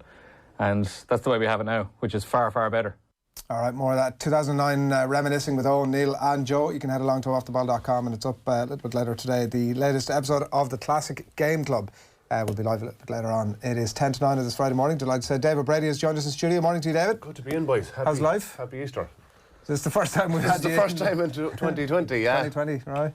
You've been saving all your good stuff over the Christmas and you're locked and loaded and ready for action. There was too much politics going on for my liking. Well, what is the one word to describe Mayo at the moment? The mood around Mayo, or if the one sentence really, I guess. Consistent. Around Mayo at the moment, right? Consistently average? Consistent every single year. You're arriving to a scenario where, you know, even last year when you're looking at when you actually turn on and win the league, you're going first game or two, you know, performance-wise, I suppose, team selection-wise, and I am being harsh, and I will be harsh, because I think we need to be realistic to say there's too many the same errors, the same mistakes, the same patterns of play that are evolving and not coming out with a positive. Are they further away from winning the All-Ireland now than they have been at any point over the last 10 years? Good question, and the answer is yes, I think. Because, and I don't know how, I see the Dublin guys. I see, it's not all about Dublin. But again, I do see the Kerry guys, and I see James O'Donoghue, and we're like the walking wounded on a constant year in, year out basis. And there is miles in the clock, but I always say there's more mental miles from a Mayo perspective than there is physical, because every team goes to the semi-final. The Kerrys of this world, the Dublins, you get an extra kick when you win. But it's just that we're like the walking wounded, where it's now very unfortunate for Matthew Rowan, he's a long-term injury as well. But you have now Cullum, you have Killian. Like, Killian has played, you know, minimal football in a 2-year period. Maybe if you counted even a 3-year period, because of injuries. It's, you know, Lee Keegan, but they're all in the 30s, okay, but it's just to concentrate that there's a lot of guys consistently injured, and I'm going back to the Dublin game last year. How we could have played guys that hadn't played 2 games competitively for 70 minutes in nearly, 12 weeks. The likes of Seamie O'Shea, the likes of Donny Vaughan, the likes of Matthew Rowan, the likes of Jim O'Connor. It comes back to say, are we giving the younger players, the players that are on the fringe, that are going to be there tomorrow, the likes, whether it's the Brian Reeps, or the Fergal Bolins, or the Kieran Tracy's. Now, he's another player, but you're going, these guys, for me, I thought we had a crop of players that were able to compete. But at the end of the day, we revert back to last year's game against Dublin, and it was the same players, but they had not match time, they hadn't game time, and they were carrying. James Horn will probably tell you that he's doing a bit of that now at the minute with the league, that he is introducing some of the. But it's happened every year, and I'm not saying James Horn in particular. I'm saying James Horn, Stephen Rochford was the same. That when the shit hit the fan, you're still going back to your tried and trusted. Is that why you're saying that if you're in agreement that they are further away from winning the Ireland at any point over the last 10 years, is that the reason for it, that some of those players you've just mentioned, the likes of Aidan O'Shea and Vaughan and Higgins and Clark and whoever else you want to name, that have been there and done it for the last decade, that that constant banging your shoulder off the door trying to get through and it not paying off, that ultimately that's now, outside of the injuries, but that level of endeavour without any result is now culminating and taking its toll. Yes, and have the players, have the senior players been challenged from a managerial point of view? Have they been saying, well, you know what, and it hasn't worked. The 2 players have been constantly challenged. What do you mean? As in to say, you know what, your performance is not up to what the standard we'd want it. Like who are you thinking? I would say the likes of Kevin McLaughlin. Though I would say, and I'm being straight here, the likes of Stephen Cohen, for me, hasn't in any way grabbed a game, hasn't controlled a game. He will be consistently good. But at that level, for the guy of his experience now, and that has played from its 21s and minors and sickness and has all the medals, for me, he has not controlled the game. He didn't control the game last weekend from a midfield perspective, and that's what you want from a midfielder. And if okay is not enough. And I do think that the players need to be challenged. The only 2 that's been challenged on a constant basis, and you can see it from the team selection, is your goalkeepers. Yeah. David Clark was dropped. And conversely, almost, that's not what you want. Well, for man says, because one mistake, you're going, oh, well then, Eoin Sheahan is in now this week. Adrian Barry made a mistake on the programme last night. You're going, and you're going to yourself, it's not healthy from that state. But I'm saying the opposite. The players need to be challenged. And you're saying there's enough players coming through, like obviously you've Carr obviously coming through famously over the last year, Yeah. Loftus, a few more coming through. You're saying there's enough there to put the pressure on? Well, you know what? I think they're good enough. And it's not to put... They have to. They have to be given the opportunity. And I do think there's a slight little... No, I love the likes of Oisin Mullen as well, from a quarterback perspective. Good, fine young fella. He's going to play with the 20s. There's an own clubmate, my own clubmate in Ballina, Swanee O'Hara, we call him, from a famous football family and traditional family in Ballina. Pádraig O'Hara is his real name. I do not have to think every time because nobody calls him Pádraig. But he is a dog. And he started well in the league as well. He is, and he will do a job right throughout. There'll be no doubt, bar injury, that he will be in the backs. But again, is Keith at his prime? Is Cullum at his prime? And the guys we have coming back are all kind of the older brigade. And there's increasingly not many older, like the older players in counties are stepping aside now. I mean, at older, I mean 33, 34. Yeah. And again, Andy, how long was Andy? Andy was the saviour on many occasions, right up to the day he walks away. And look, there is pressure. There is pressure on a Mayo manager that comes in, because even a National League is not good enough. It's an All-Ireland.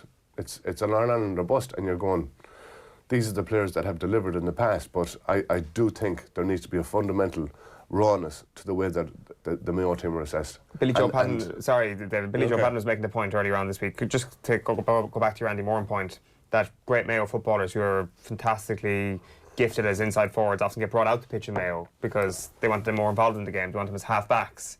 Is that true, in your opinion, from your experience? I don't think so, really. I wouldn't say that. But what I would say, and if you look at it, down through the years, especially in the last 10 years, I think the inside forward line have become frustrated from we haven't got a consistently out-and-out midfield pairing. I don't think, and I think that is a basis of concern, whether it's injury-wise, it's form-wise, it's a lot of chopping and changing, where I'd say you could name 10 different midfield partnerships in the last 6 years in Mayo. A lot of it's down to injury as well. Unfortunately, Matthew Rowan, who I think is absolutely fantastic, and he's going to be the fulcrum of the future. But if you're an inside forward, you're going to be coming out. I see it was with Ryan O'Donoghue as well now, who's, I'd rather remain closer to goal. But he's coming out around the half forward midfield line. Again, we don't have the foot passers. The best foot passer in Mayo football, in my degree, in my opinion, is Kevin McLaughlin. I think I'd like to see the likes of Kevin McLaughlin nail down a midfield berth. Right. I think he would absolutely be perfect for the role that's needed. Right. From his athleticism, his kick passing ability, his forward momentum, but also he has the engine and he has the experience to be sitting back. Yeah. Are we going to go with Jamie, who's injured? Are we going to go with Tom, who played the first game and he hasn't played the next two games? Are we going to go with Donny Vaughan? Are we going to go with Stephen Cohen? Are we going to go with Matthew Rowan? You're going, the permutations are there. I think definitely there's a place, and there's I think Kevin McLaughlin would be ideally suited, especially with his foot passing ability and the mark being introduced. They're in a bind now in terms of the overall sort of position of things, like a couple of tough games out of the way, Meath this weekend, and it's not going to get any easier from there on out. Like, they are in a bit of a bind, and who knows what James Horan's policy is, right? Like, he might at some point decide that getting maybe his thought is that getting some of the older brigade back in for some of the later games, whatever, I don't know what his plan is. It could be that he's accepting that they're going to get relegated. They haven't been out of the Division 1 in 30 years or something like that. Maybe he's accepting of all that to pay the price now for the greater good. There's no way that any Mayo manager, supporter, will ever accept being demoted from Division 1. Even if the price to pay is unearthing 2 or 3 young players who are going to fill the gaps that you're talking about. Why pay the price by having inadequate performance from everyone else? Well, because you're going, and it hasn't served the Donegals of this world any good. I don't know about that. They've come back from Division 2 and put in great back-to-back years. But you're still looking at what have they done, and sure Mayo have done getting to a, have they got to a final? I suppose Mayo went further than Donegal last year when it really mattered. When it really mattered, it goes. Tyrone did the same. True, and you I come on. suppose, I will say that if any one team has impressed me, it's been Donegal. Any one team that I've seen a fluidity with and a sense of urgency. They within 11 minutes last weekend they buried Meath. 3 goals within 11 minutes. Mayo were poxed to come out of Ballybuffet with a draw. Yeah, and again I like the way that say Adrian McNeilish. Yeah, coming back. Like what was it, July? Yeah, well, or McNeilish we might not see him again until next year potentially. Yeah. Like Donegal, obviously, I think they're in fine fettle, and I think they're like quality side. Michael Murphy going away. Owen Gallagher obviously coming back. Owen Gallagher, yes. Like for a guy to put in the performances, like and I was reading about a talk he gave in Letterkenny, and every football is everything to you. And again, he broke his ankle in July. And he said there were some lonely times in July and August when everyone else is off and gone and focusing on football, that he's left on his own. But the way he's come back, and I think that is the way football has changed as well. And I love that professionalism of it. That, okay, we have the glitz and glamour, we have the television, we have the constant focus, but again, the medical attention that the players are getting, I think, is top class. To get a bit of a sense from you as to where Mayo are at in the overall picture, and you mentioned Donegal as well, what's your expectation of the top 5 teams in the country in order top down for this year? From a Jim Gavin point of view, I think he did one of the most unselfish things from a managerial point of view. And it's not that I know an inside or an outside. He knows there's something left in this Dublin team, and he has sacrificed himself to say, and it's not about Desi Farrell, albeit he is excellent, and integrating well into the Dublin setup. It's about the players taking control. And I've been very impressed. Again, and you're not going back to the McHughes or Bugler or any of these new guys coming in. You're going back to the tried and tested McCarthy's, the Kilkennys, the Fentons, the consistent performers. And I think they're going to be very hard bet. But there's the Kerry, there's danger written all over them. Maybe we don't need to get too carried away with just how good Dublin are in the league, because they're always going to have a huge swathe of players knocking at the door. And maybe the likes of Mayo and Kerry and Galway and Donegal just need to worry about the icing on the cake and just worry about who is going to be in that your first 20 players in the championship day against Dublin, because your McHughes and your Aaron Burns and all these players coming through, they're not all going to make the matchday squad. And actually getting wound up about how they're so much superior with their second string teams in the league is actually a futile exercise. Well, it's a smokescreen. The second string, or even the third string that we've seen, or people have commented on. Yeah. Because it's gone back to the first and the strongest and your Warriors, and they're consistently performing. And it's I don't know when. Probably, I suppose, from a midfield perspective, they're playing Howard there. I suppose you had a lot of chopping and changing last year towards the latter end. Who was partnering Fenton? That's the big question. Was it McCarthy or is it O'Sullivan, or is it going to be Howard stepping back? But the man says they're integrating the one or two players every year, and I'm being straight. These players aren't special. Yeah. They're not setting the whole work, but they're doing a job. And they're not letting someone else take the jersey from them. Last question before I let you go, and it's a one-word answer. Who's the best team in Connacht right now? Galway, without a shadow of a doubt. Without a shadow of a doubt. And who's the second best team? Honestly, you're not. Still have Mayo out of Roscommon. You're not. Man says always be wary of the boys from Roscommon, but Porrick Joyce, he's integrating very well. John Divley is top notch. Yeah. And we had him in here over the year. Divley knows his football, and he's playing their best players in the right positions. Yeah. He needs to look at the full back. Just finally, again, as briefly as you can. So you're Dublin, some combination Dublin Kerry at the top, because your answer here might be slightly different than the one you've just given. Who are the 3 teams that follow that? Tyrone will be hard bet towards the ladder, and McShane will give them a big boost. I would put them 3. I put Galway 4. And at this minute, Monaghan 5. Right, okay. I feel like we're being yelled at here, by the way. This is No. And it's a big game on Sunday, Mayo Meath. Did you ever play against Meath? Any famous Mayo Meath matches from your career? There's red carpet out for all us Mayo men going back to Meath. That's another day's work. And I'm looking forward to it. DB, plenty more from you 2020. Thanks, William, for coming in. Pleasure, boys. And that's where we're going to leave the GAA for the minute. We've more rugby to come. A couple of very special guests en route. They're with us in just a minute. OTB AM. This is OTB Sports Radio. The Sunday paper review On Off the Ball. When he wants to do something, he does it. A hugely impressive person, apart from being obviously a brilliant golfer. My cousins disliked their dog so intensely that they renamed it Scalacci. Yeah. And the dog was called Scalacci from then on. It's a great piece of journalism. That sums up what he's like. The intro to this is just brilliant. He is an absolute control freak. digesting the best stories on the back pages every Sunday afternoon on Off the Ball. OTB AM. Good. Definitely there was things that we could have moved it at times. The time with me and Jordan in the 22, I don't think that was the wrong decision. It was just poor execution. I could have held down Hugh Jones, and then Jordan would have gone up the touchline with the kick option, with the run option back inside. If I did my job right.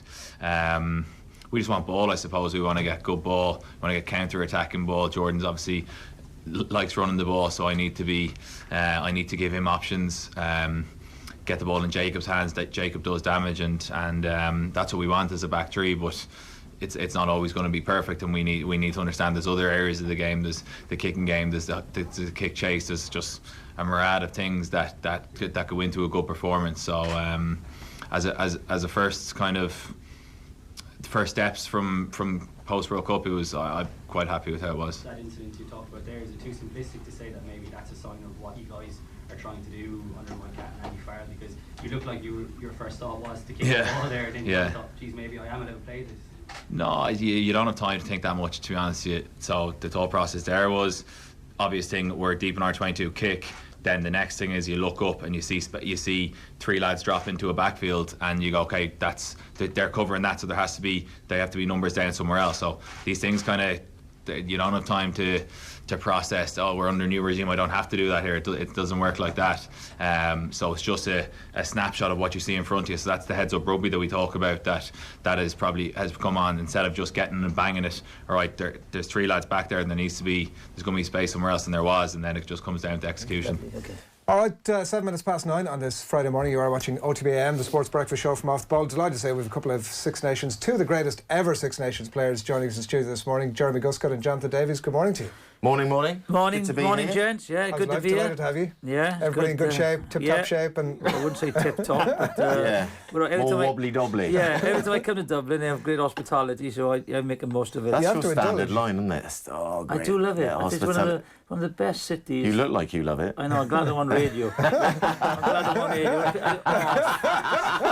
forgot I'm on Facebook as well. So no, it's I love coming here, and when I was playing, then when I retired, I was lucky to do the television. So it's always a great place to come, and people. There's never any edge. No, there's nothing. Really, you can go. I certainly, as an Englishman, can go to Edinburgh, and it's pretty direct. Wales is a little bit more fun. The French don't care, to be honest. But here, there's a great respect for all sports, not just rugby. Yeah. But there's a great respect for what goes on. And I think it's it's a sport. It is serious business, but I think it's a great spirit over here. And they see, if whoever comes here and whoever plays, the best and wins, they don't take it too serious. So it's a great place, to come and play sport, to play rugby, and to watch it. We thoroughly, we reserve the right to thoroughly despise ye when you're playing, but once the game is over, it's we can be a bit more relaxed about it. Yeah. Oh, it's amazing. Now that we retired, we never missed a tackle, or we never had a bad game, did we really? So to be fair, in both of your cases, I think they would have been rare. Yeah. Oh, I don't know about missed tackles. Do we? Oh, yeah. Do we still despise each other? The Warren Gatland comments, obviously 10 years ago, that the Welsh players hate the Irish more than anyone else. I think it's that the familiarity, because in the Pro 14, they play each other so often. And they come up and there's so many press conferences. I did just think it went a bit sour especially, you know, with Warren, with his Irish connections, maybe there was deep-rooted kind of problems or issues or, you know, grudges. But no, I just think, you know, the players respect each other. You don't see the players, you know, if you look at the, you know, the England game at the moment, you know, they're all talking about the brutality and the war, and you know, I don't think there's need for it. You know, it's enough. It's physical enough on the field. So I think I think that's gone now. And with Pivac coming in, I think Pivac is a happier Kiwi, if I can call him that. You know, is there such a thing? Well, I'm not sure actually. You know, they're all a bit grumpy, but I think Pivac is. He said a great statement. He's a retired policeman. And he looks at the game. I think his philosophy, he wants to play attractive rugby. But also, you know, as he said, he's a great line. He said, as a policeman, you know, when you go in to knock on someone's door to tell them that one of their family or friends have passed away through an accident or a murder or an injury, and then he says, look, you know, dropping or picking a team really isn't. There's nothing on that. So I think I think he's a lovely guy. You know, his persona is great. You know, he tries to play with us, to get the boys to play with a smile on their face. And I'm quite excited because of the Gatlin era. You know, it's like 12 or 13 years, a long, long time. And it was structured and he had success from it. From now, I think, he said he's not going to, you know, change the wheel on the thing, you know, because they were successful. But he's going to add his kind of, you know, coaching philosophy to the Welsh side, and with Stephen Jones, you know, hopefully now with the defence and, you know, the set piece going well and their attitude, that Wales will, you know, I'm looking for a little bit more exciting to watch. Do you think the rivalry Ireland and Wales maybe stems from the Grand Slam games? Probably. But that would that would get the you know, the heckles up when if you're the team that's lost the first encounter that was for a big game. Because as a player, my big game was always Scotland, because that was my first big encounter in the Five Nations back then, and we lost the big one in 1990. So every year, Scotland was the game that I wanted to win the most. It wasn't because the old rivalry was Wales, but you know, we played club sides. Bath went over to Wales quite a lot, and there was no stigma for me going to Wales. Wales was Welsh clubs we were beating from the West Country, and I had no thing about the Welsh side. There was 27 years of hurt apparently between England or Ireland and Wales. at that time either. There would have been. I mean, there might have been an intensity, but more intensity about the rivalry. But from a results point of view, I think, you know, if you look back, you know, I think Ireland came over and tried to clinch a Grand Slam in Cardiff on a couple of occasions. So the bigger games, I agree with Jerry. The bigger games for Wales and Ireland has been those big games in the Grand Slam and that games. creates the rivalry. It does create rivalry. It's up there. But if you consider, since those comments were made 10 years ago, 15 games have been played between the two countries during that time. It's 8-7, something like that. Like, that's probably, I'm sure, and I think, aspect of it as well. I think also, you know, with the Irish provinces dominating the Pro 14 and actually dominating the Welsh regions, you know, I've looked at it. I've been very close to it, and you know, they've actually, you know, smashed us up front, you know, in international and in you know, regional rugby. So, you know, it's been difficult for Wales to kind of step up and not be bullied at international level. And apart from last year's Grand Slam game, where I didn't know where that performance came from, you know, we totally dominate the Irish pack, which is the first time I'd seen it for a long, long time. So, you know, on the Welsh perspective, I hope that again happens on Saturday. But I don't think that we will be as dominant, and it'll be a close game. That's very interesting, because we're talking about this idea of, can Ireland get to a pitch where what happened last year doesn't matter? Because so many Irish people are going into that game against Wales last year thinking to ourselves, well, we're back now. The loss to England is old news. We're on a roll now. We've got a couple of wins in this tournament. And then Wales just put us back right down to earth again. And obviously that form leads into the World Cup. So there's a real concern in Ireland, I think, this week, looking into this Wales game, that a repeat could happen. I'm not sure what you guys think, whether or not that's possible. Why is that always, because that happened, there's a possibility of it happening. Of course it can happen. Sure. But Ireland won the game. But people here will still go, yeah, but Scotland came back. Yeah, they came back, but they didn't win. Yeah.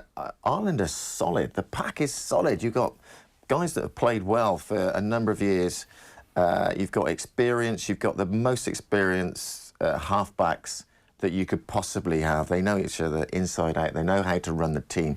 They know the stadium. They know that even with the rain and the wind, how the conditions are going to play out. And you've got some nice excitement there with Stockdale and Lama. I mean, the break Lama made last week was fantastic. You need that bit of sparkle amongst the experience. And in the midfield, Ringrose goes, Henshaw comes in. It's solid. I think they've got good balance. You've got good balance in the midfield. You've got experience in the half-backs. You've got good balance in the centres. I do like Lamore. I hopefully that, he's trying to settling in. But I hope they kind of try and put him in a bit of space, because as a rugby fan you want to see the best players with the ball in hand, and he is is so exciting. So, and I look at it and I didn't know where that performance came from Ireland and from Wales last year. It was a total turnaround of previous encounters. But I think going back to England, when England came here and dominated him by a kicking game, I was disappointed that not only with Ireland, when they're playing international rugby, they don't seem, if they're losing, and England did a job on them the first game. They absolutely, they had no space. They were, physical. They out-muscled Ireland. And I thought they didn't have a plan B. And if Wales do replicate the performance of the Grand Slam game, I hope Ireland have got a plan B to change it. As I hope if Wales are getting bashed up front, they'll have to have a plan B. So that's the question: is adaptability. If they're not winning and the game plan isn't going well, to think on the field, not wait for a call from the coach, say, oh, you've got to do this, go that. It's just a half. I've got to say, right, hang on, we've got to change this. If we don't change it, we're going to lose. And I think that's the case with Ireland, England, especially with their halfbacks, because if things don't go well with them, they say, oh, we better take Ford off and put Farrell. So that's the thing, is thinking what's in front of them and adapting to try and change the game when they're not winning. It's interesting to hear you talk, because we here are obsessed with the idea that we've been chatting about it earlier on, that we're in a funk, that sort of pre-World Cup dip that we slipped into, that we're struggling to get ourselves the hell out of. England, it's very much more short-term, obviously, with last weekend in terms of what happened there. I guess moving beyond the bluster about you mentioned the comments a bit earlier on, we hate them, they hate us, and the general Eddie Jones outlook, let's call it. Is there a deeper problem there with England, or was it just they're missing some frontline players? When they come back in, everything is back to where it was? They made too many errors. You cannot create momentum making errors. The way Ireland play is about possession. If they keep on dropping the ball, they've got no possession, and they lose momentum. England had 11 primary possessions in the French 22 and didn't score a try. And given how they've been scoring tries under Scott Wisemantel when he was the attack coach, it's quite interesting that nothing materialised under Simon Amor, who's the new attack coach that's come in. Owen Farrell was almost non-existent. He dropped 2 balls, which is you rarely see. George Ford's kicking game didn't come in until the second half. The forwards as a total, as eight, and the four reserves ran a total of 52 metres. I mean, you see Standard do that on his own. They were totally ineffectual. And if you haven't got a pack making ground for you, giving you quick ball, and at the same time dropping ball, where can you go? You can't score. If England have that possession again against any other side, they'll win. They've got to cut out. If they cut out their errors, they're scored. And that's where Scotland, Scotland came. I thought they surprised Ireland last, because we've always said, the pack is a bit weak, is a soft underbelly. But last week, Scotland stepped up, and I was impressed with them. But they didn't win the game because they had so many turnovers, and of course the Hogg incident. But they try and play an open style, but they've got to be more clinical. Whereas Wales last week against a poor Italian side, they were clinical. Every opportunity they had, they scored. The issue with England for me is, I don't understand why he's picking a Curry at 8. If you look at England when they play well, they have the ball, the Vinopola brothers, they carry well, Laws carries well, and then you have Tuolagi. And as we did something last night with Keith Wood, and you were saying, Jonathan Joseph is coming on a crash ball. He's not there to come on a crash ball. So at the moment, I'm not sure what they're trying to do. Steve Diamond even has some pretty interesting things to say about it during the week. Yeah, he wasn't happy with the number 8. So I would bring Don Brandt in. And when you've got them. And Hughes, Nathan Hughes from Bristol, and say, OK, you might not be the fittest right now, but they're the 2 best attacking number 8s in the Premiership. So get Curry back on the flank.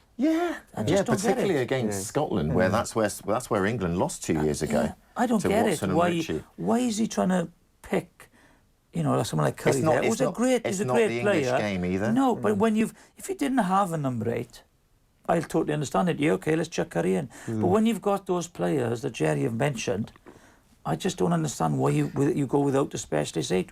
It's the main ball carrier, you know, weirdly from again, but statistically again, which yeah, Jiffy will like this. He's a changed man. He's a changed man. Unbelievable. But England have lost more when Billy plays number 8. Have they really? Yeah. Right. So statistically, it's not. It's a benefit. Yeah. Weirdly. They're probably huge games, though, are they, when he's playing and against better opposition? Perhaps. I haven't drilled down enough. On that. I tell you, the thing is with England, you know, I think that, you know, he's. I want to understand. I do like Eddie Jones and the way he is and everything, but you know, the two comments he said is one, it was my fault. I coached them badly to win in the World Cup final, which okay is a bit of an odd statement. And then the last week against France, I coached badly again, and it was my fault. Now, whether he tries to take the pressure off his players by saying that, I just don't get it. So if they lose in Scotland, and the pressure's on him, you know, once again, would they play then? Would they play after Ireland? Ireland. So, you know, in Twickenham, Ireland going there, and if Ireland win, I think he's under a bit of pressure if they lose on the weekend. What's the greatest team I'm going to make the greatest team that have ever played the game? I mean, again, we go back into that general outlook position. What's your state of the nation, let's call it, on Eddie Jones specifically? We haven't got as much strength in depth of quality players that the rest of the rugby world seems to think. More than us, more than Wales and Ireland and Scotland, though. Quality? Well, if you look at England at the moment, so before this game at the weekend, there was Billy Vunipola and Mako Vunipola out, Watson and Manu Tuolangi injured. We're not the same. England are not the same team without those 4 players. How can 4 players make such a huge difference?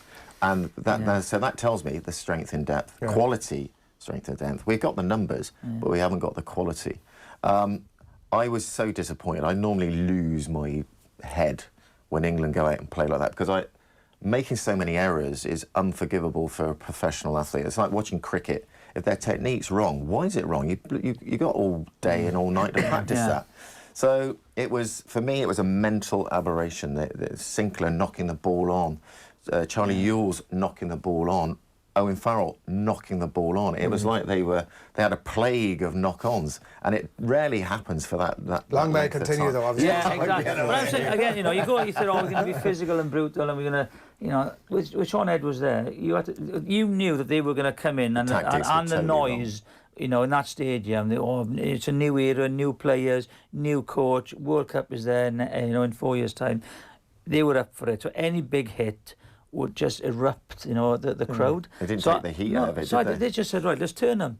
Take the pressure. They'd be like, you know, chomping at the bit to get that England. So just keep off them. Just go, tell you what, we'll deflate them all, just turn them, keep it quiet, play in their own 22. And they didn't. And I think, you know, it was extraordinary. And when Eddie puts the pressure on them again, he tries to take it off them, but then goes, oh, yeah, we're going to be the best side in the world. You've got to earn that. I know if he says it indoors, that's fair enough. But I just think at the moment, it's a strange one. Yeah, he's putting pressure on his players when he's trying to take the pressure off them. So it's odd. We got your match prediction earlier in the week, so I won't go for that. But in one word each, who's going to win the Six Nations? France for me.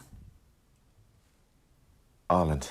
I think it's, if you look at it, it all comes down to who's playing where.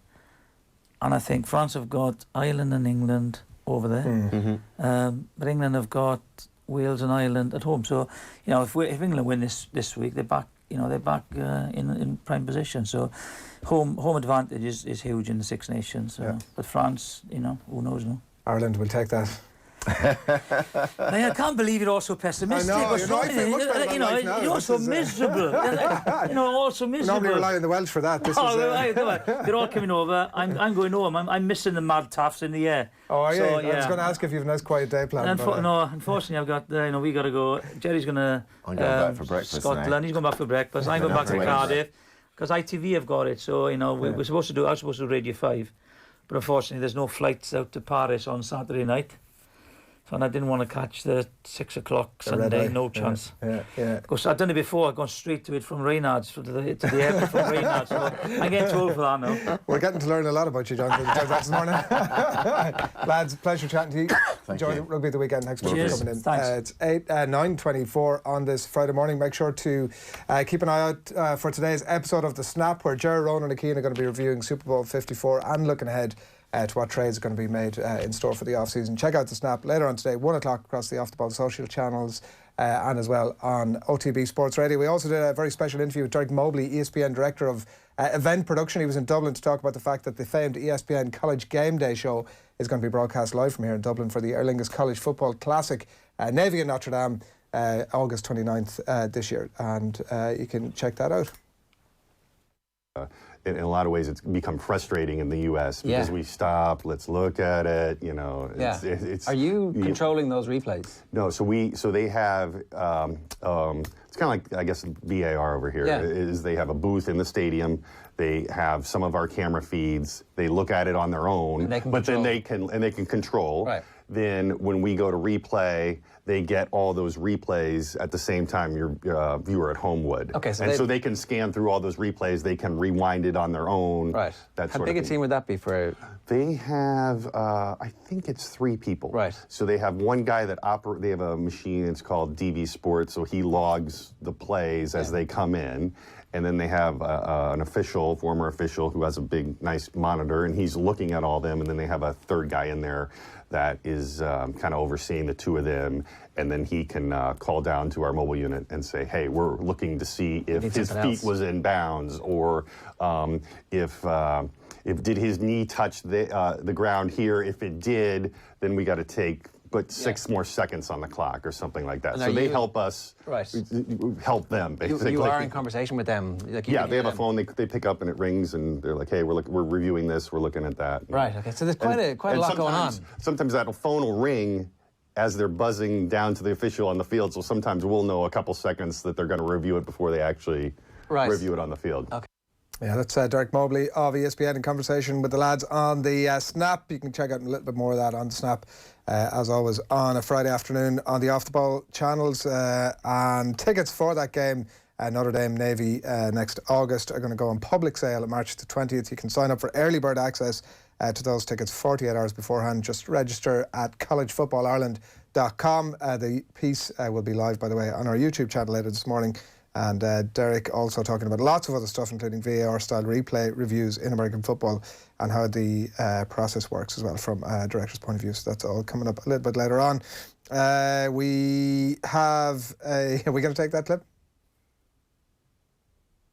No, we've got Kevin Kilbane. Here's what we're going to do. Chat about Kevin Kilbane, Eoin. All right, because what else will we do this week? What a week for the man. It's been incredible. I tweeted this the other day. I had my mother ring me on whatever day it was, Tuesday or Wednesday, telling me that Kevin Kilbane got engaged. This is like, she wouldn't be ringing about everything now. No, I'd say that would be top of the list. Has Kevin Kilbane endeared himself to a wider base of people as a result of... Well, he's just about to, nice. I think if our viewers can see here that At Loose Women have confirmed that fresh from the rink to the ring, Dancing on Ice stars Kevin Kilbane and Brianne, whose surname I can't think of, have a lot to talk about with Loose Women tomorrow. So it's Loose Women, ITV, 12:30 today. Her surname is Kilbane. It will be. Somebody pointed out in the office earlier on, it's going to be, I hadn't thought about this, it's going to be Brianne Kilbane. Yeah, we said that in OTB AM yesterday. All right, okay. And by the way, some Mystic Meg had been Liam Northcliffe. Kevin Kilbane is everywhere you look or listen. This is from 2014. He'll be on Loose Women next. Like, it has taken 6 years for all this to come off, obviously, but fair play to you. Yeah, prophetic. Twitter can be a prophetic place. Oh, listen, it's like the 40 million monkeys. Like, there's going to be something. Somebody up there will have already put up. Where are you going to see Eoin Sheahan next? Loose Women, probably. Yeah, but that's probably up there. Like, it'd be great. I'd be really, really privileged if somebody actually thought that lofty prediction would be suitable to me. I feel better about life after the 2 lads have been in, I have to say. A, because Jonathan Davies is so hungover, I feel fresh. And B, John B. Guscott said that Ireland are going to win the Six Nations. What is not to love about those 2 lads? So, do they get more or less lovable if Ireland don't win the Six Nations then? It's equal lovable. The fact that he's taken a punt, I'm not sure I really believe that he believes that, but he's had the politeness to come into the studio and rub us up the right way. It's it's definitely the thing that people should do when they come to a studio. I guess we are fairly miserable people in general. We're miserable shower bastards. I hadn't even really considered, like, a Welsh guy saying that we're miserable. Yeah, that is not good. A giant mirror as a nation. We need to take a giant good look at ourselves. Reasons to be positive this weekend, then, to finish the show. Give us some. Clearly, the mirror isn't doing its work, Adrian. Ireland are going to beat Wales. Okay. We're going to exercise our democratic right as a free country. Yeah, there are two things to be positive about. I'm certainly much more cheery after your two reasons. Cathal McShane has a great new gig. He does, yeah. Keystone Lintels. It sounds like it should be a golf tournament, the Keystone Invitational or something like that. I would way rather if they'd named themselves either Keystone or Lintels. I know you would. Same thing, like, just go for it. Imagine that's mattress mix style marketing. Yeah, I don't really know what to say about to that. Like, it's certainly, I think Keystone is the company, and then there's the Lintel section of it or something like that. I think we've drilled in as deep as you can possibly drill on this one. What about yourself? Reasons to be positive? None. Life is terrible. Wow. Yeah. No reasons to be positive. Wow. Ireland can get hammered by Wales tomorrow. I know that's not true, Eoin. To make matters worse. I know you're that's not right. There's a storm hitting this weekend. Oh yeah, Storm Ciara. Storm Ciara is going to batter Ireland as... Have we named that, or has somebody else named Storm Ciara? I don't know, to be quite honest with you. I did see the UK media had that map up of, like, Storm Ciara battering Britain and Northern Ireland, and the rest of the island of Ireland had just disappeared. That must be an internationally named storm in that case. It must be. Well, no, it definitely is. Yeah, they've been reporting on it. Okay. So like, I mean, looking forward to that then. You can write the headlines yourself. Storm Ciara and Wales batter Ireland. You're going to be out and about over the weekend, so yes, indeed. Enjoy yourself. You're working at all these games, or are you? Well, working tomorrow, not working Sunday, but I'll go up to Rotoma and see what's happening up there. See Cathal McShane's return. Oh, great. To action. Will he be playing? Is it in a Bruno Fernandes style way, or are they going to try and get him in there? Yeah, or else the camera will just pan to him in the stand every so often. Tyrone's new signing. Oh, wait, no, he's actually played for them for the last 5 years. Keystone Lintel's new signing. There you go. He's probably off studying the manifesto, to be fair to him. Right, it's pretty much it from us on this Friday's OTB AM. Thanks, Willie, for joining us over the course of the morning. Off the Ball's going to be back in your radios right from 7 o'clock. Tony McEntee is going to, I'm sure, talk a little bit more Mayo GAA and plenty more besides as well. Friday Night Racing, Johnny Ward and Kevin Browder are going to be joining Ger for that. Off the Ball back live on the radio from 1 o'clock on Saturday. Ireland-Wales build up in the football show, of course, as well, as always on a Saturday with Dan, Johnny and Gary Breen alongside John Duggan.